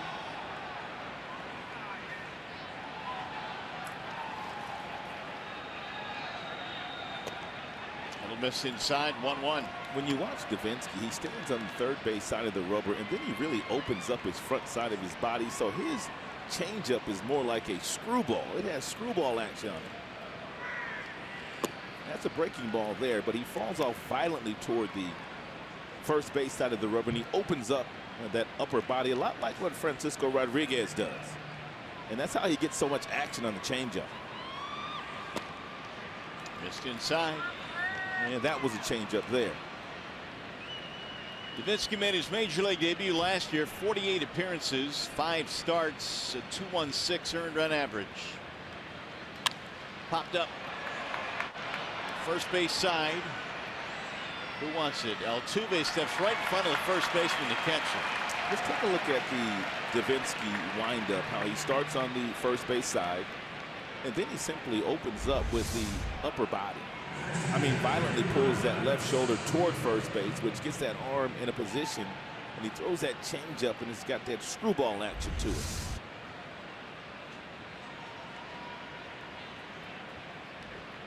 Here is Avila.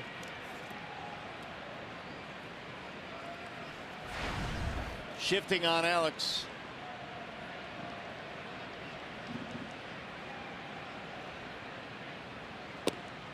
Strike 1. Tigers very much in this game. All they need is 1 bloop and a blast. Yeah, I mean, it or a couple of seems bloops. like they're out of it, but they're down 1-0. That's because Peacock was so good. I mean, he was so dominant, but Michael Fulmer pretty much has matched him pitch for pitch. MAHTOOK has the only Tigers hit so far. There's a strike on the outer edge.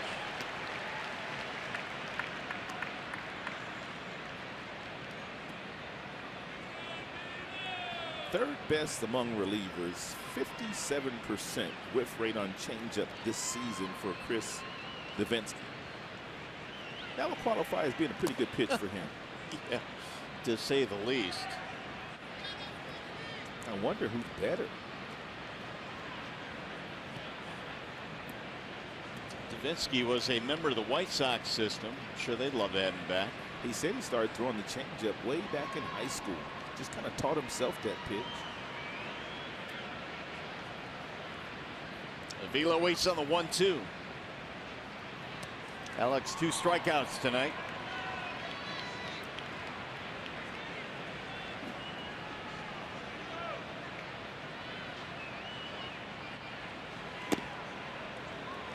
Well, you're right. There are some similarities to the way that Davinsky just opens up as he delivers to the plate to Frankie Rodriguez.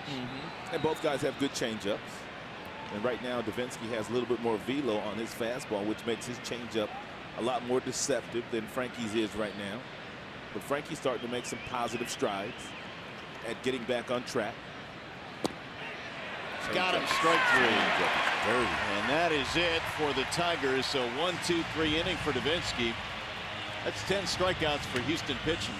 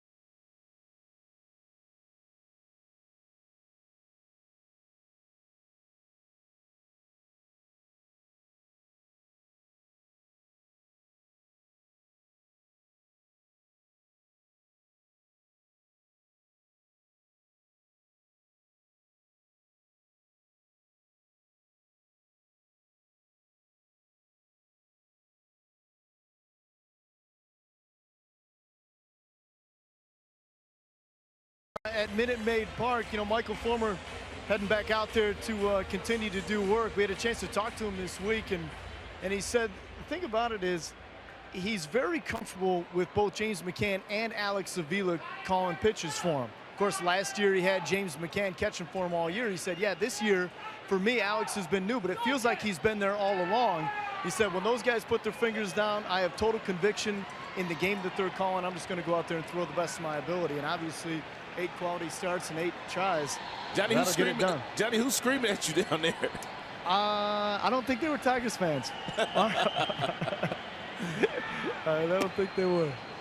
Well, Fulmer back to work now in the 6th inning, and Michael has given up at least 1 hit in every inning, but he'll face Correa, Beltran, and Gattis here in the 6th. 1-0 Astros have the lead. 2 balls and no strikes on Carlos Correa. A couple of ground balls in this ball game for Correa. Yeah, both of those to the right side of the infield. That's in there for a strike. Good fastball at 97 thrown by Fulmer. He's thrown several pitches at 95 and above.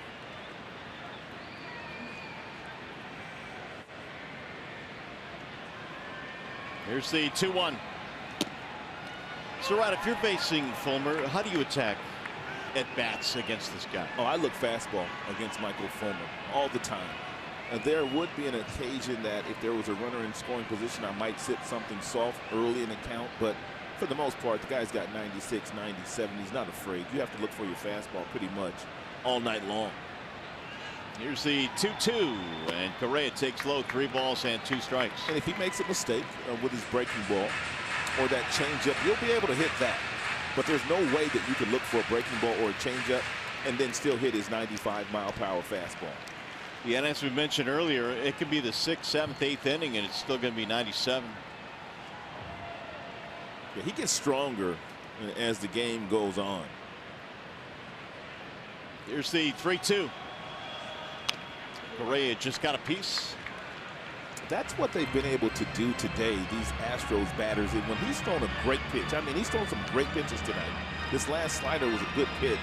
They're able to somehow foul these pitches off. Look at this spoil here. I mean, you could make, that's a great pitch. Most guys are swinging through that pitch.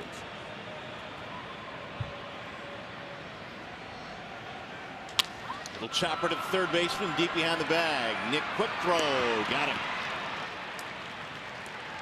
1 away, time for a game break now. John Keating.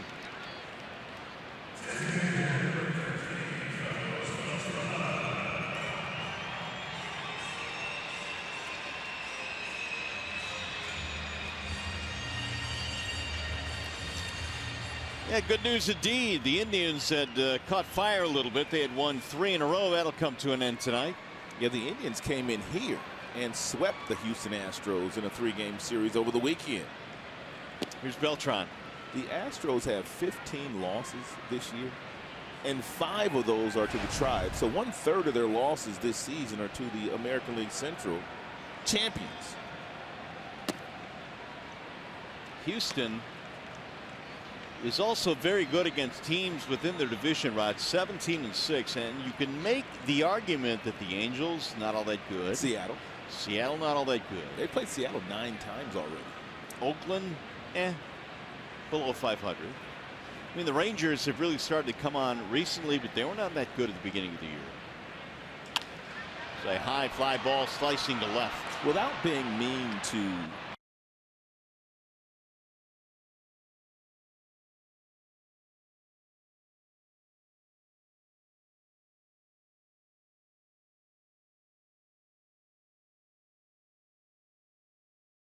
baseball against teams like the Tigers and some of the other teams in the American League, if they're going to get to where they need to get to. Little chopper left side of the infield. Machado. 2 gone. So Fulmer continues to cruise. 2 away here in the 6th for Gattis. Well, with the unbalanced schedule and you're playing teams within your division 18 or 19 times, that's how you win the division, by playing well against those clubs. But I think you're right. I mean, to prove the point that'll bring you to another level, you got to start beating some of the other good teams in the league. Right, and it didn't look good for them when Cleveland rolled in here in their ballpark and took 2 of 3. No, 3. 3 of 3. Yeah. Swept them. Gattis has a single and 2 at bats. If you come in here with a really good right-handed pitcher like a Michael Fulmer, you can beat this offense. They have a lot of right-handers in their lineup. They're a right-handed dominant lineup, just like Detroit. Bauer of Cleveland and Clevenger and Carrasco, they came in here, well, excuse me, Salazar over the weekend, all 3 right-handers, and beat them. Gattis, slow roller left side. Machado off balance throw. He got him by a step. That's a pretty play by Dixon. A 1-2-3 inning. Dixon, Machado flashing some leather here in the 6th inning. Let's go to the 7th.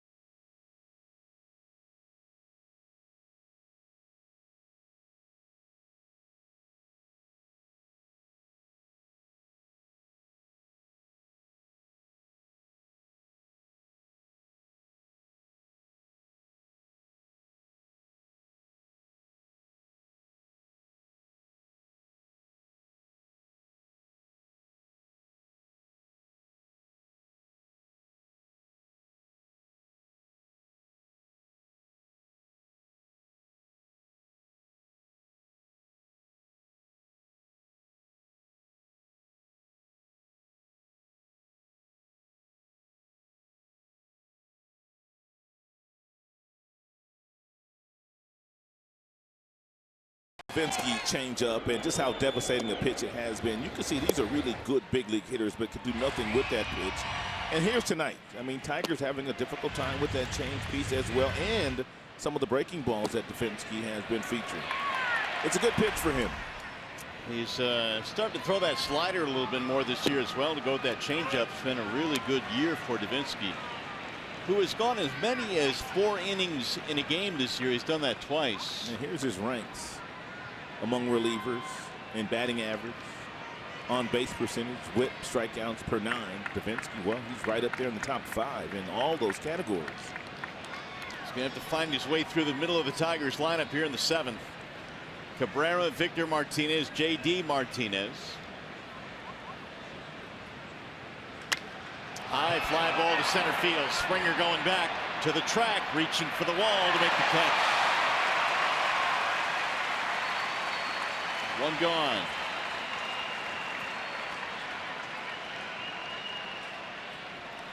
Fans, head to Tigers.com/vote to send your favorite Tiger to the 2017 Major League Baseball All-Star Game, July 11th in Miami. Vote today, vote tomorrow. Vote at Tigers.com/vote. They're voting right now. Voting for Fulmer.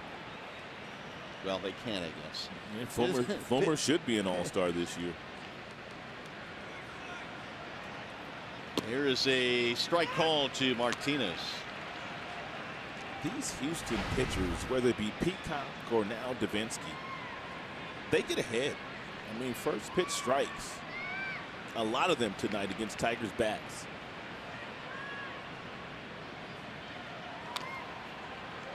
And a lot of 0-2 counts and a lot of 2-strike counts today as well.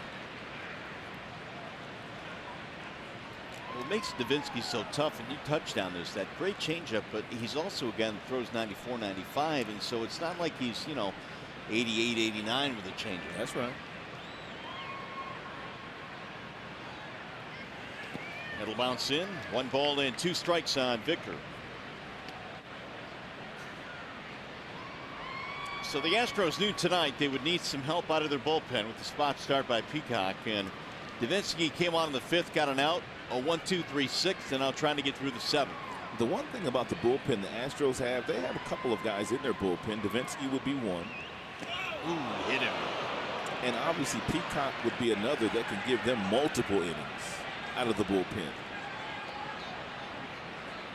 So the Tigers will get another base runner, a 1-out hit batter. It's a fastball up and in. It looked like it clipped Victor right on the elbow. I've been hit there many times. It's not a nice feeling. Victor's still trying to get the feeling back into his fingertips right now, because when you get in that area where Victor got hit right there above the elbow, you just kind of lose the feeling all the way down through your forearms and into your fingertips momentarily. Here is J.D. Martinez, ground out and a strikeout in this game. About time for J.D. to run into one. Ball 1. He has run into one 6 times in his first 9 games. Tremendous power to all fields. Hits as many home runs to right field as he does to left field.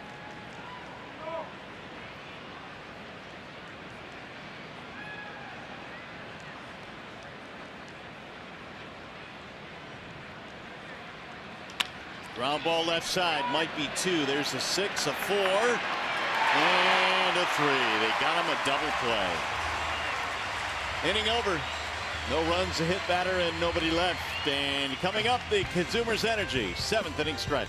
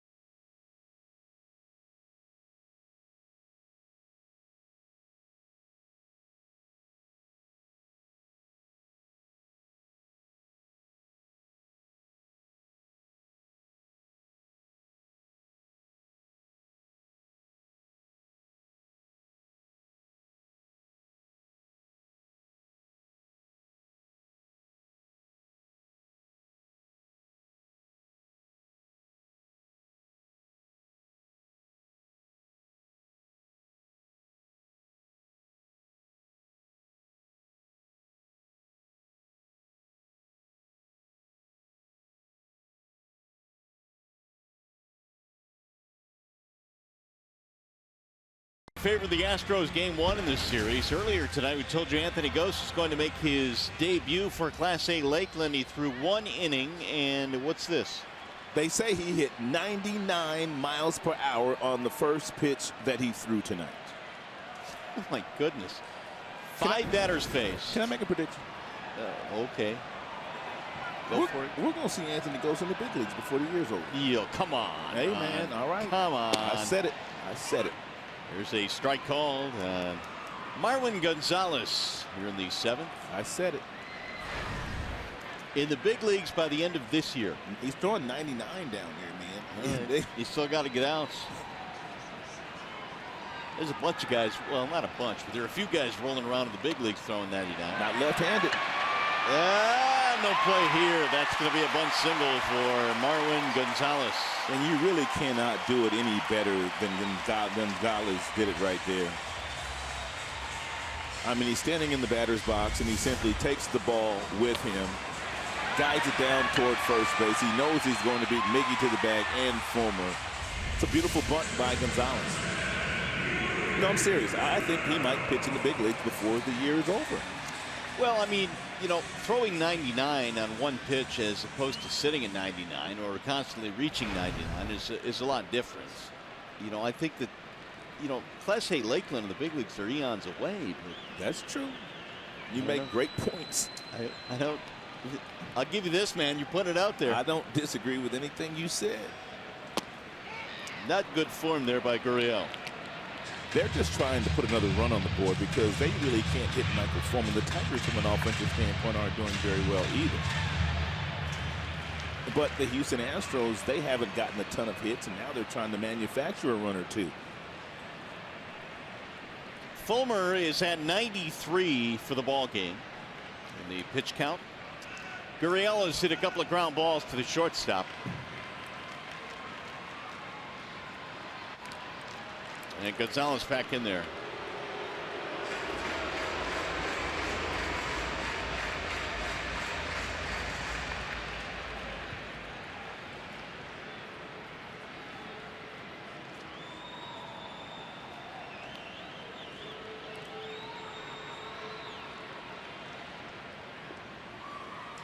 There's a line drive to right field. JD coming on, going to play it on one hop. Back-to-back singles here in the 7th inning for the Astros. Nobody out.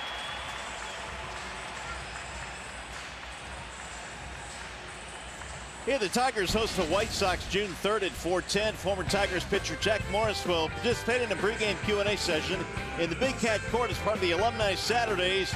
For tickets, visit tigers.com or call 866-66-TIGER.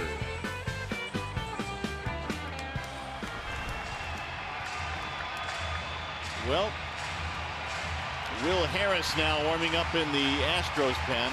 And Tigers are thinking bunt here from Bregman. He has one sack this year. Miguel and Michael Fulmer and Castellanos were talking about the possibility of a sack bunt here. But Houston does not sack bunt very often. Only 4 as a team all year. Ooh. Now Avila is going to come out to the mound. And here's what you were talking about earlier, the Bregman average with men in scoring position. Yep.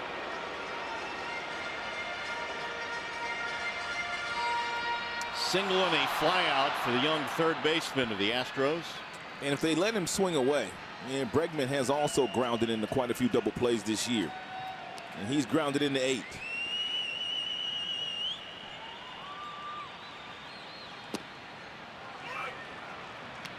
And Fulmer still 95 and above. 95 pitches into this contest. Shane Green. Chad Bell. Bell the lefty. Fulmer allowed a run in the first inning on a double to Altuve. And that has been it. Outside, 1 ball, 1 strike. Think about this situation here. This does certainly call for a bunt, but well, this is an analytical team, and a lot of teams that live and die by analytics, they don't believe in giving away outs. Every now and then they will, but then we also put up those numbers with the youngster Bregman hitting .382 with runners in scoring position. So they probably feel like they rather let him try to drive a run in versus giving an out away. Top of the order lurking Springer. Yeah, but right now Michael Fulmer still looking for that ground ball.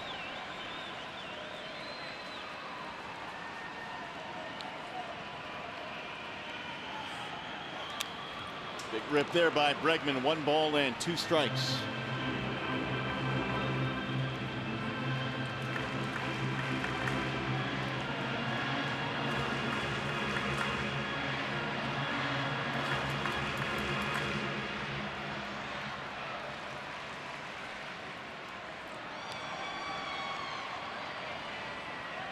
Singles by Gonzalez and Gurriel.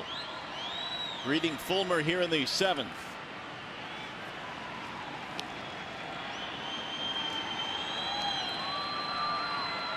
That'll bounce in, nicely blocked there by Avila. And Marwin Gonzalez at second base, a little bit upset with himself. He felt like he should have got a better read and got to third base, but I don't think so. That was a great job by Avila blocking that ball, keeping it in front of him. And take a look at Marwin Gonzalez. I don't know if he thought he took off too late or what, but he got upset at himself, thought he should have made it. Fulmer has thrown as many as 114 pitches. That was 2 starts ago. He's at 98 right now.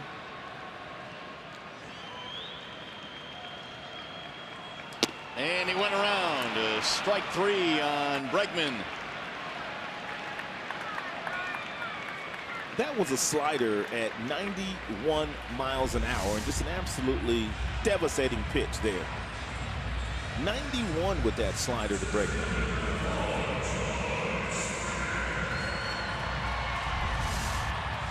One gone. That'll bring up Springer. 0 for 2 with a walk and a run scored.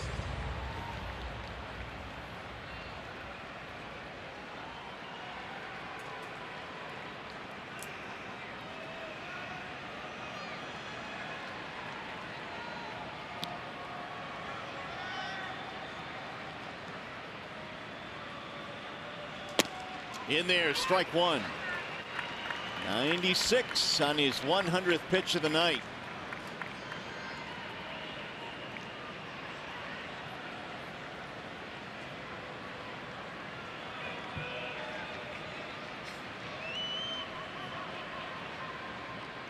Reddick on deck.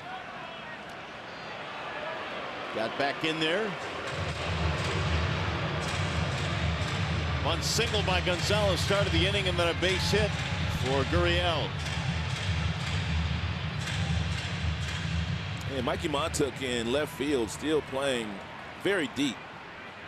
And base hit in that direction, he's not going to have any chance at throwing out Gonzalez from second base.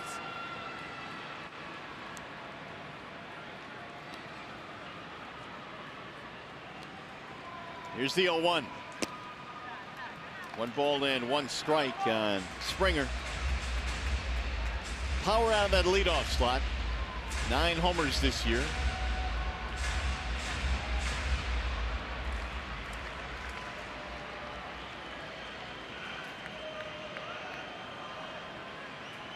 Kinsler trying to hold the runner at second as closely as he can.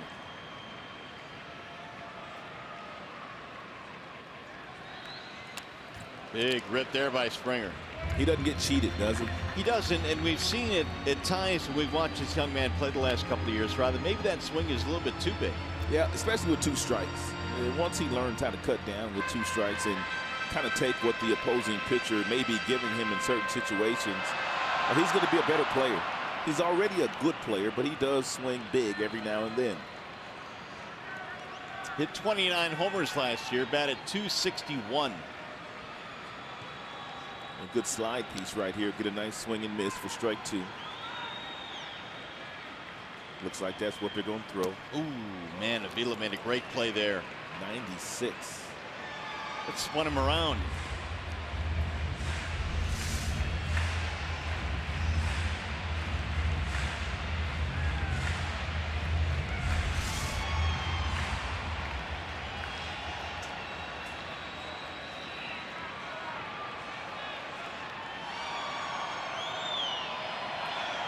Fulmer trying to work his way through a 7th inning jam. 2 on and 1 out. Tigers down 1-0.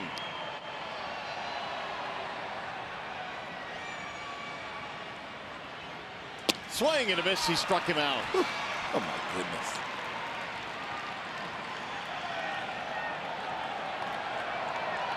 Two gone. It's the 4th strikeout of the night for Fulmer.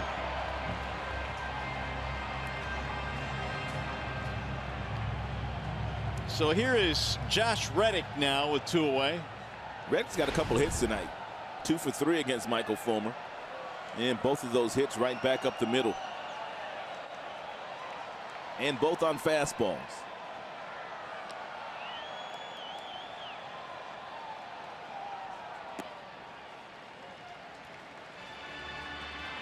Reddick singled in the third, singled in the fifth. Well, neither team getting her done with men in scoring position. Yeah, Houston with a whole lot more opportunities than the Tigers have had.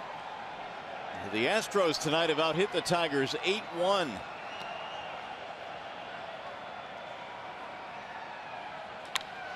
High fly ball down the right field line, going toward the corner and back out of play.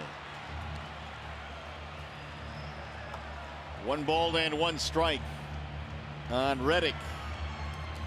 His biggest year a couple of years ago with the A's, hit 32 home runs. One of the free agents the Astros signed in the offseason. Good outfielder, too. Yeah. Reddick has won a Gold Glove.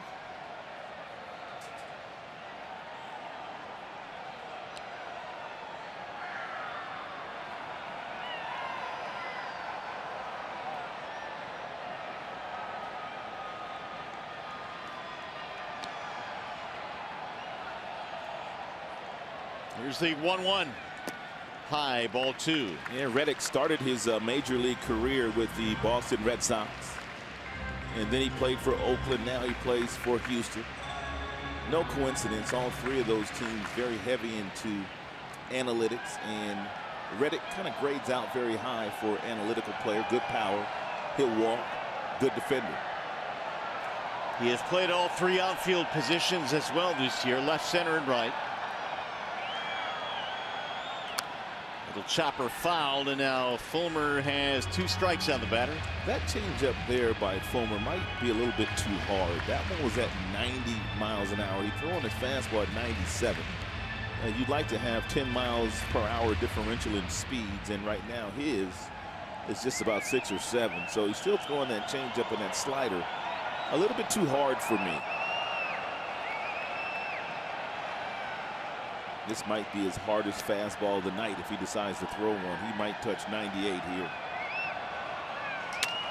Little pop up, back short, and Machado runs it down as Fulmer pounds the glove, pitching out of the 7th inning jam. It was 98 too. He's a beast. Singles by Gonzalez and Gurriel, but Fulmer gets the next 3 outs. Still 1-0. Tigers baseball tonight, presented by Bell Tire.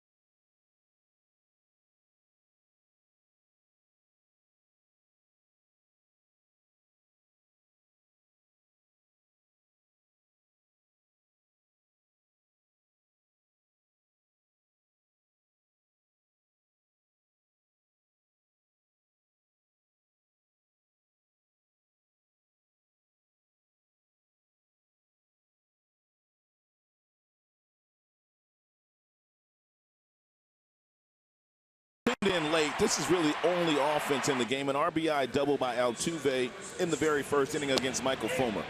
Brad Peacock was the story for them. 8 strikeouts in 4 1/3 innings. He threw 70 pitches, and it was a spot start. Michael Fulmer not to be outdone by Brad Peacock. He was dealing himself. He threw 109 pitches, the last of which was 97 miles an hour, and he's only given up 1 run in 7 innings in this contest. So Michael Fulmer goes out there and deals once again, but his offense has not been able to do much tonight against Houston pitching.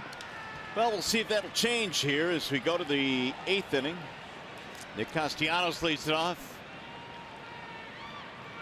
And the first one is in for a strike on Castellanos. Yeah, really only 2 pitches thrown by Will Harris. That would be a cut fastball and a curveball.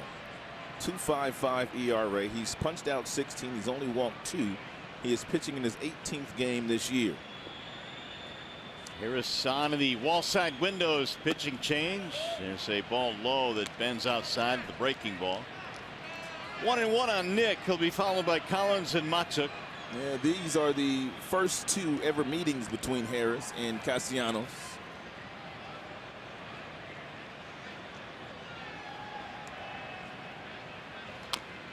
Rolled foul. A lot of breaking balls thrown at Tigers bats today. Whether it be Peacock or Davinsky, now Harris. A lot of off-speed pitches. Lots of breaking balls, lots of change-ups, lots of sliders. Tigers still have Upton on the bench tonight. He did not start. McCann, Iglesias, Romine.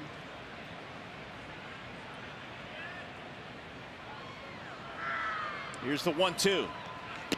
Went around, strike 3. Castellanos tried his best to hold up, couldn't do it. That is 11 strikeouts for Astros pitching this evening. Well, they came into the game leading the American League in strikeouts as a team, and they've really added to that tonight. Their right-handers really dominated right-handed batters. They strike out a lot of right-handed batters, and just about every pitcher on their staff is right-handed. We mentioned Justin Upton because this is only a 1-run game, and he certainly has the ability to reach the seats. Strike called on Collins, who walked in his last at bat, was thrown out trying to steal. 1 run, 8 hits for the Astros. Tigers no runs on 1 hit.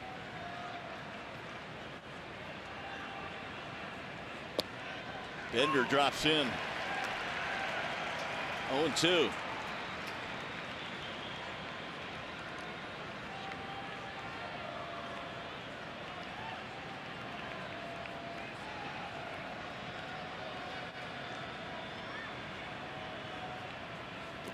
That'll bounce in.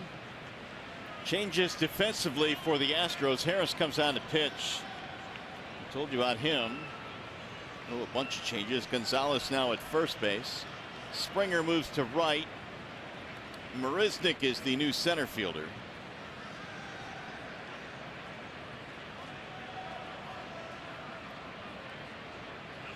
Way high.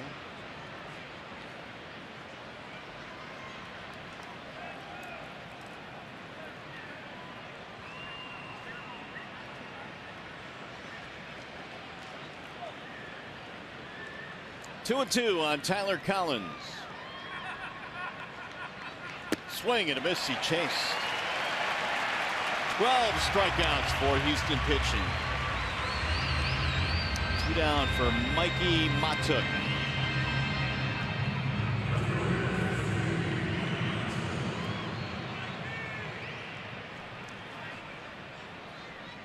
Shane Green warming up. This might be an opportunity to pinch hit Upton here to win the thing. Absolutely. 1-run game in the 8th. He has much more power than MIKIE MAHTOOK, although MIKIE does have the 1 homer. MIKIE tonight 1 out of 2. I mean, he could be saving him for Machado. You never know what Brad's thinking, but you're right. I mean, you'd hate to have a guy that has 8 homers left on your bench in a 1-run game. 2-0.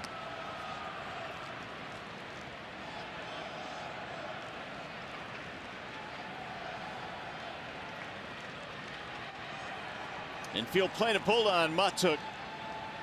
All the way to the left side. And he hits one in the air to right center field. It's going to be run down there by Marisnik. And it's going to be a 1-2-3 8th inning.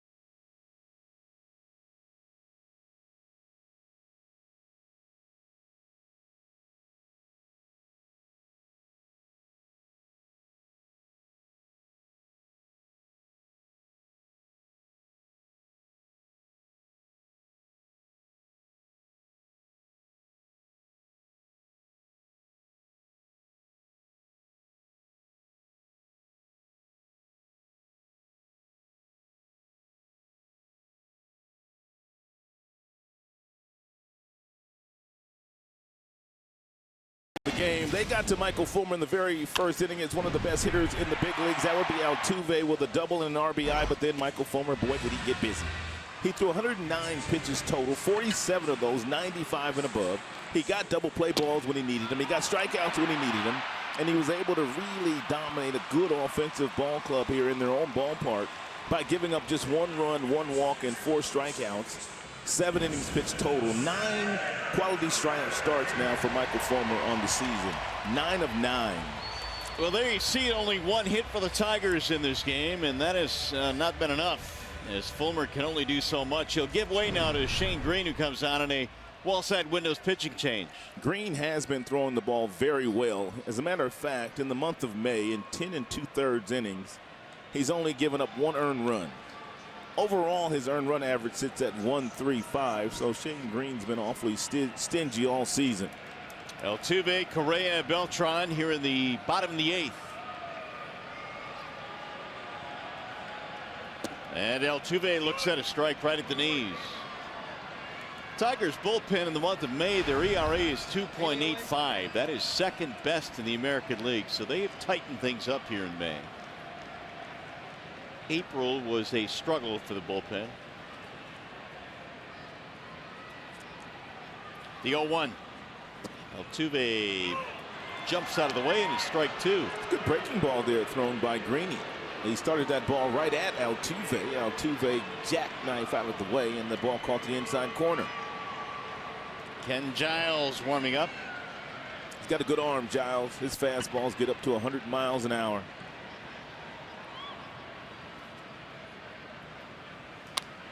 Slapped out of play.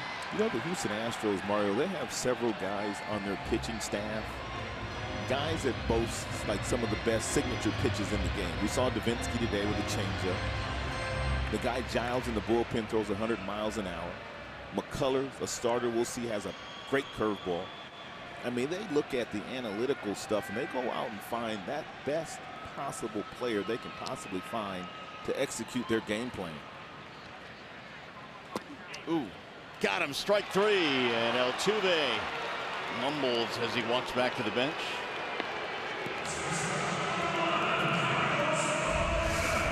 Looked like another front door breaking ball thrown by Greeny. Little breaking ball there that Altuve got out of the way of, and obviously Altuve not seeing it well because that ball got plenty of plate. You think that's a strategy that the Astros are employing, trying to find that one guy or the guy that has that one signature pitch? As I started to do some research today, that's what came to my mind. I mean, they have the same kind of statistical data that everybody else has in every ballpark. You know, spin rate and hard hit contact and all the other numbers that are out there. But somehow they take those numbers and they apply it very well to the personnel that they put on the field. Carlos Correa is 0 for 3. Ground balls every time tonight. Swing and a miss.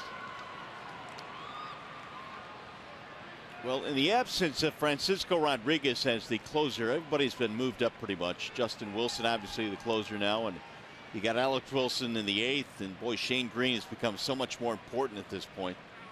And he has responded. He really has. He has taken full advantage of this opportunity. I mean, there was a time last year where Shane Green was pitching the 8th inning. Right. And when Justin Wilson had started to struggle just a little bit, it was Greeny that was pitching the 8th to get the ball to Rodriguez. 1-2 on Correa. Beltran waiting on deck.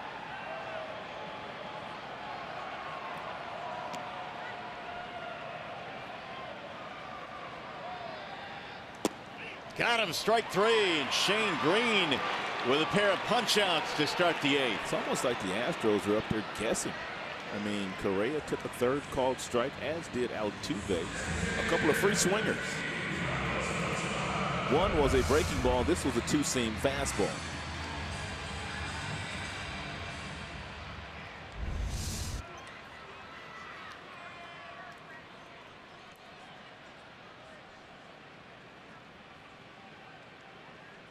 Here's Beltran. Popped up. Heading back toward the seats out of play. You said the Tigers only have one hit today. Well, they only have one hit. The Tigers all season have not had fewer than 4 hits in any game this year. So they've been handcuffed today. Mikey MAHTOOK's single back in the 3rd is the only Tigers hit. Now they've had a couple of walks. They hit batter. Not really many balls hit hard today. Yeah, that's the other thing. A lot of soft contact. I think CORREA hit a ball deep to center field in one of his at-bats, but not much more than that.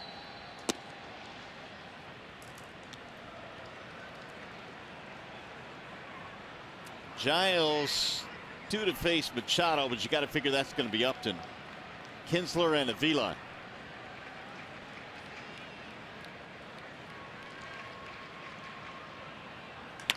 Driven toward right center field. That ball is hit well, and that ball is off the top of the wall.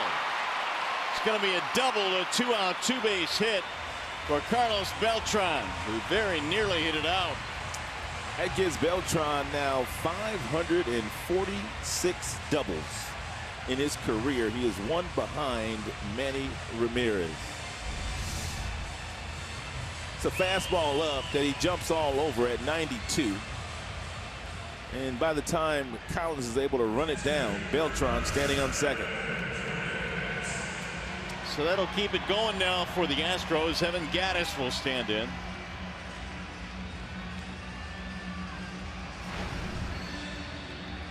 Single in the 2nd for Gattis. Otherwise, a couple of ground balls, 1 for 3. That'll be 9 hits now for Houston.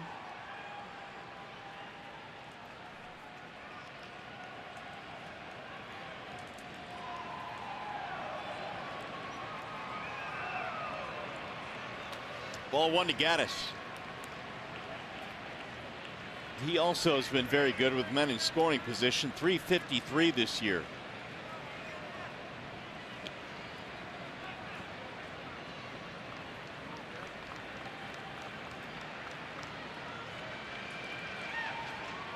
Green trying to strand a 2-out double here by Beltran.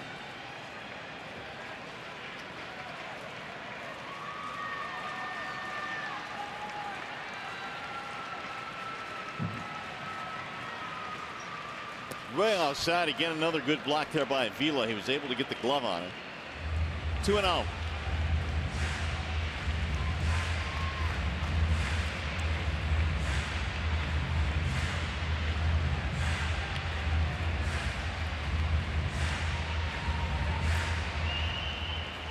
Green struck out Altuve and Correa to start the inning, then a double off the gate by Beltran to right center.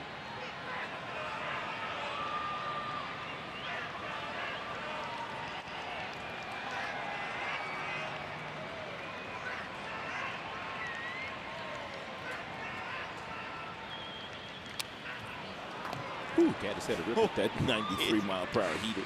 It didn't he though. 2-1.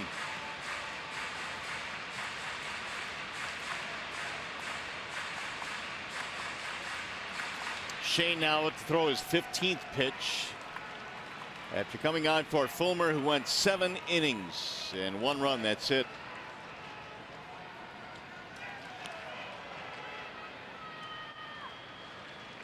Here's the 2-1. Fouled away. 2-2 now on Gattis. First of 4 between the two ball clubs. You knew they would be highly contested games, and that's exactly what tonight's game has turned out to be. And really a pitcher's duel between their 3 guys and Michael Fulmer and now Shane Green. Tigers are going to see some good pitching on the first 2 legs of this road trip. Chicago's got some good pitching too.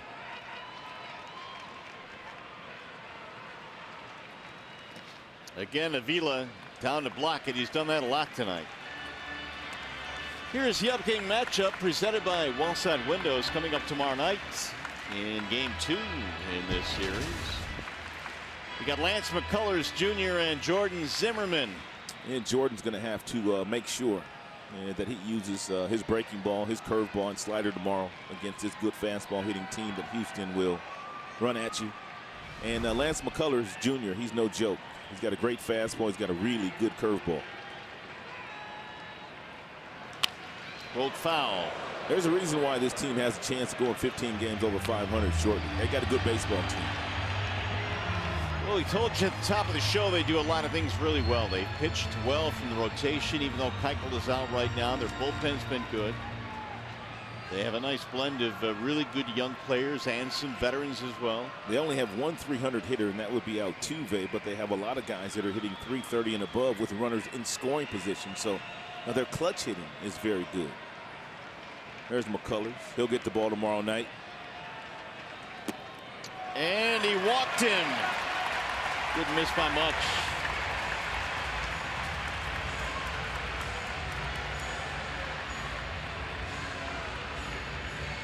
Double and a walk, putting 2 men on here with 2 men out.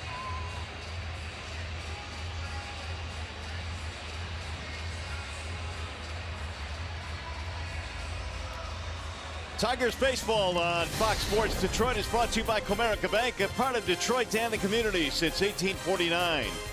Your Metro Detroit Chevy dealers. Visit ChevyDetroit.com. See why Chevy drives the Motor City. Wallside Windows. We can do that. We are the factory. And by Tim Hortons. Purchase coffee at Tim Hortons on May 31st and send a deserving child to camp. You think Brad is considering walking Marwin Gonzalez here, who leads their team in home runs and RBI, to get to Marisnick, but that would load the bases. Yeah, that's awfully risky at this point. It might be the best opportunity of getting out of this inning without giving up a run. We'll see if they decide to pitch to Gonzalez. A lot of times they will throw 2 balls out of the strike zone to see if the hitter decides to swing at him. If they fall behind, they will simply walk him. There's ball 1. And Marisnick in the on-deck circle is batting .260. And Marwin Gonzalez is batting .293 with 10 homers. I wouldn't be afraid to put him on. Double by Beltran, walk to Gattis. Didn't Buck Showalter in that series, in that long game you guys played, didn't he walk JD Martinez twice? He did. To load the bases? Intentionally, yep. To load the bases. To load the bases. Right. These guys are big leaguers. You can't be afraid to do it. Well, they've gone 2-0.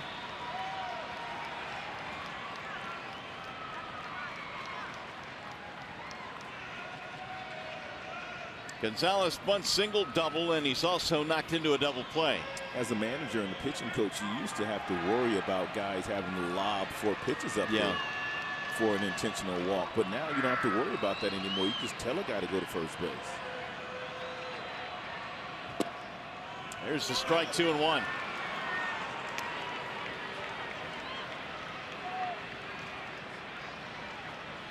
Critical out here for Green. You've got 2 on in a 1-0 game in the 8th.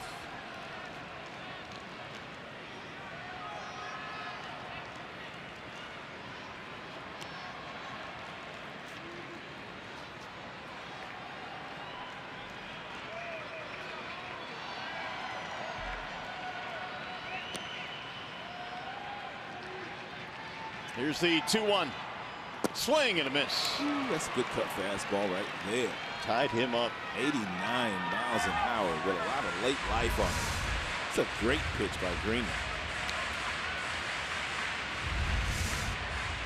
2-2 now on Gonzalez.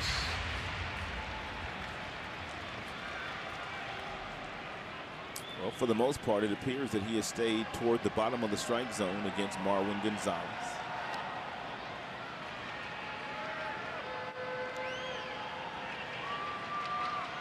Does he go upstairs with a fastball here to see if he can get a swing and miss? We'll see. Just got a piece. Gonna try the backdoor slider.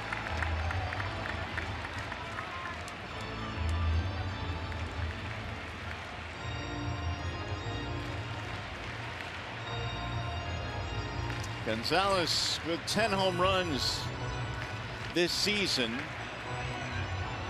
He had 13 all of last year. It was July before Gonzalez hit his 10th homer last year. Didn't we just see somebody a couple weeks ago that already had a career high in home runs? Alonso. Yeah, Yonder Alonso. Yeah. Here's the 2-2. Inside. 3-2 now as Gonzalez skips out of the way. REDDICK on deck.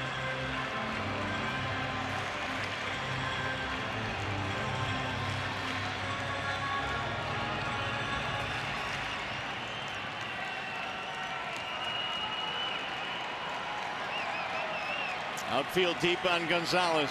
Infield slightly to pull. 1-0 Astros lead here in the 8th.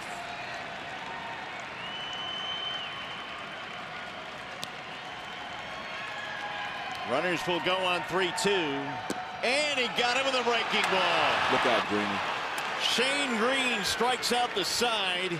A huge punch out of Marwin Gonzalez with 2 men out in the 8th. I see you.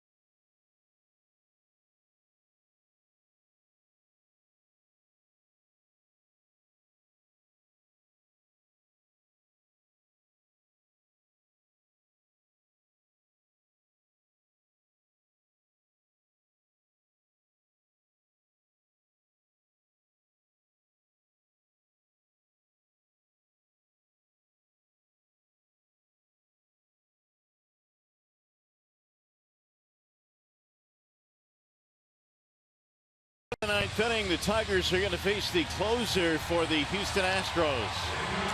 He's got a big arm. Yeah, that would be Ken Giles, and it's our wall side windows pitching change. He's 11 of 12 in save opportunities. The ERA sits at 3.63, so he could be gotten. He has 21 strikeouts. He has walked 7 so far this year. They got him from the Philadelphia Phillies in the offseason a year ago. Justin Upton will pinch hit for Dixon Machado. Upton starts things off here in the 9th. 1-0 ball game. And J-Up looks at a heater up high, 1-0. Average fastball for Giles, 97 miles an hour, but he can get to triple digits. He also has a slider and an occasional changeup. I mean, a rare changeup. So get ready to hit your hard stuff.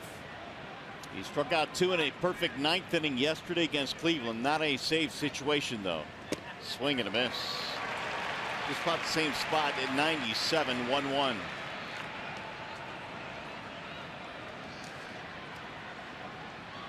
So they've gone with Davinsky and Harris, and now Giles out of the bullpen.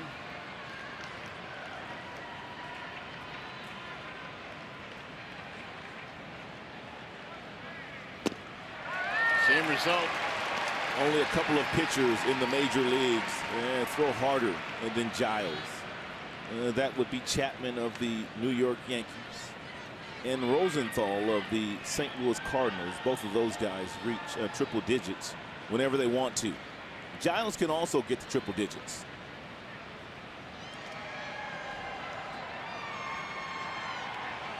Swing and a miss. He takes care of Upton. One gone. Fans, RBI Baseball 2017 returns with fast-paced pick-up-and-play MLB action packed with all of your favorite MLB teams, players, ballparks, and a whole lot more. Get RBI Baseball today for Xbox One, PlayStation 4, and mobile devices.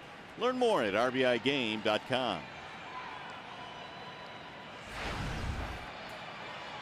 Tigers need a base runner to get Miguel Cabrera to the plate.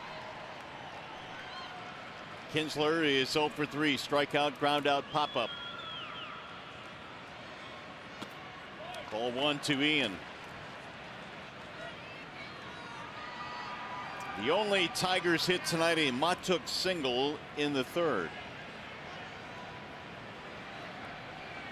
Tigers have gotten no fewer than 4 hits in a game this year, just 1 so far tonight. Slow roller to short, and Correa throws him out 2 away. 0 for 4 tonight for Ian. Not a whole lot of action on pick to stick tonight, partner. Oh, you got that right. A lot of negatives, buddy. I might be the only one that got 1 point today. And that was on Victor Wall. Victor. No, he got hit. Yeah. He took 1 for the squad. Well, there's a new rule now. It's a -5 for a hit by pitch. All right, here's Vila. Come on, Alex. 0 for 3. 3 strikeouts for Avila tonight. The crowd to its feet.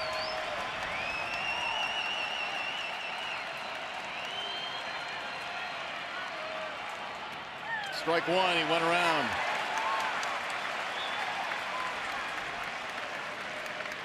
They are shifting on Avila. Altuve is in short right field on the grass. And you got to go back nearly 3 years. And the last time the Tigers were 1 hit in a game. Man. You got to go back to 2015.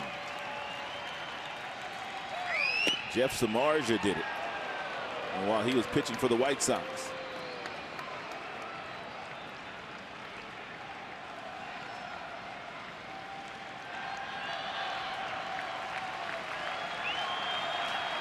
One ball, 1 strike.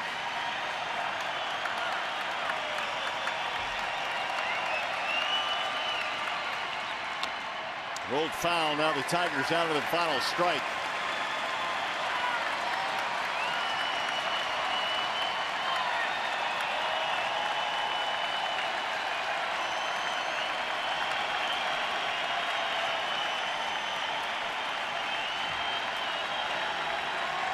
One and 2 on Alex Avila, trying to get Cabrera to the plate. He's on deck.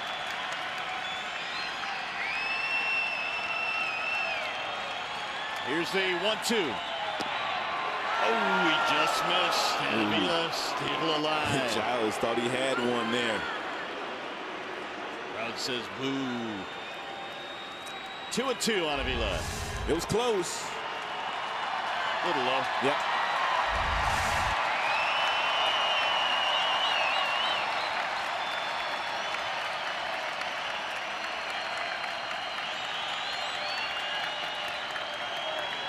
Swing and a miss. He struck him out. And Giles 1-0 win for the Astros. Now we send you to the Coliseum Studios. Chad Keating standing by. Tigers live postgame.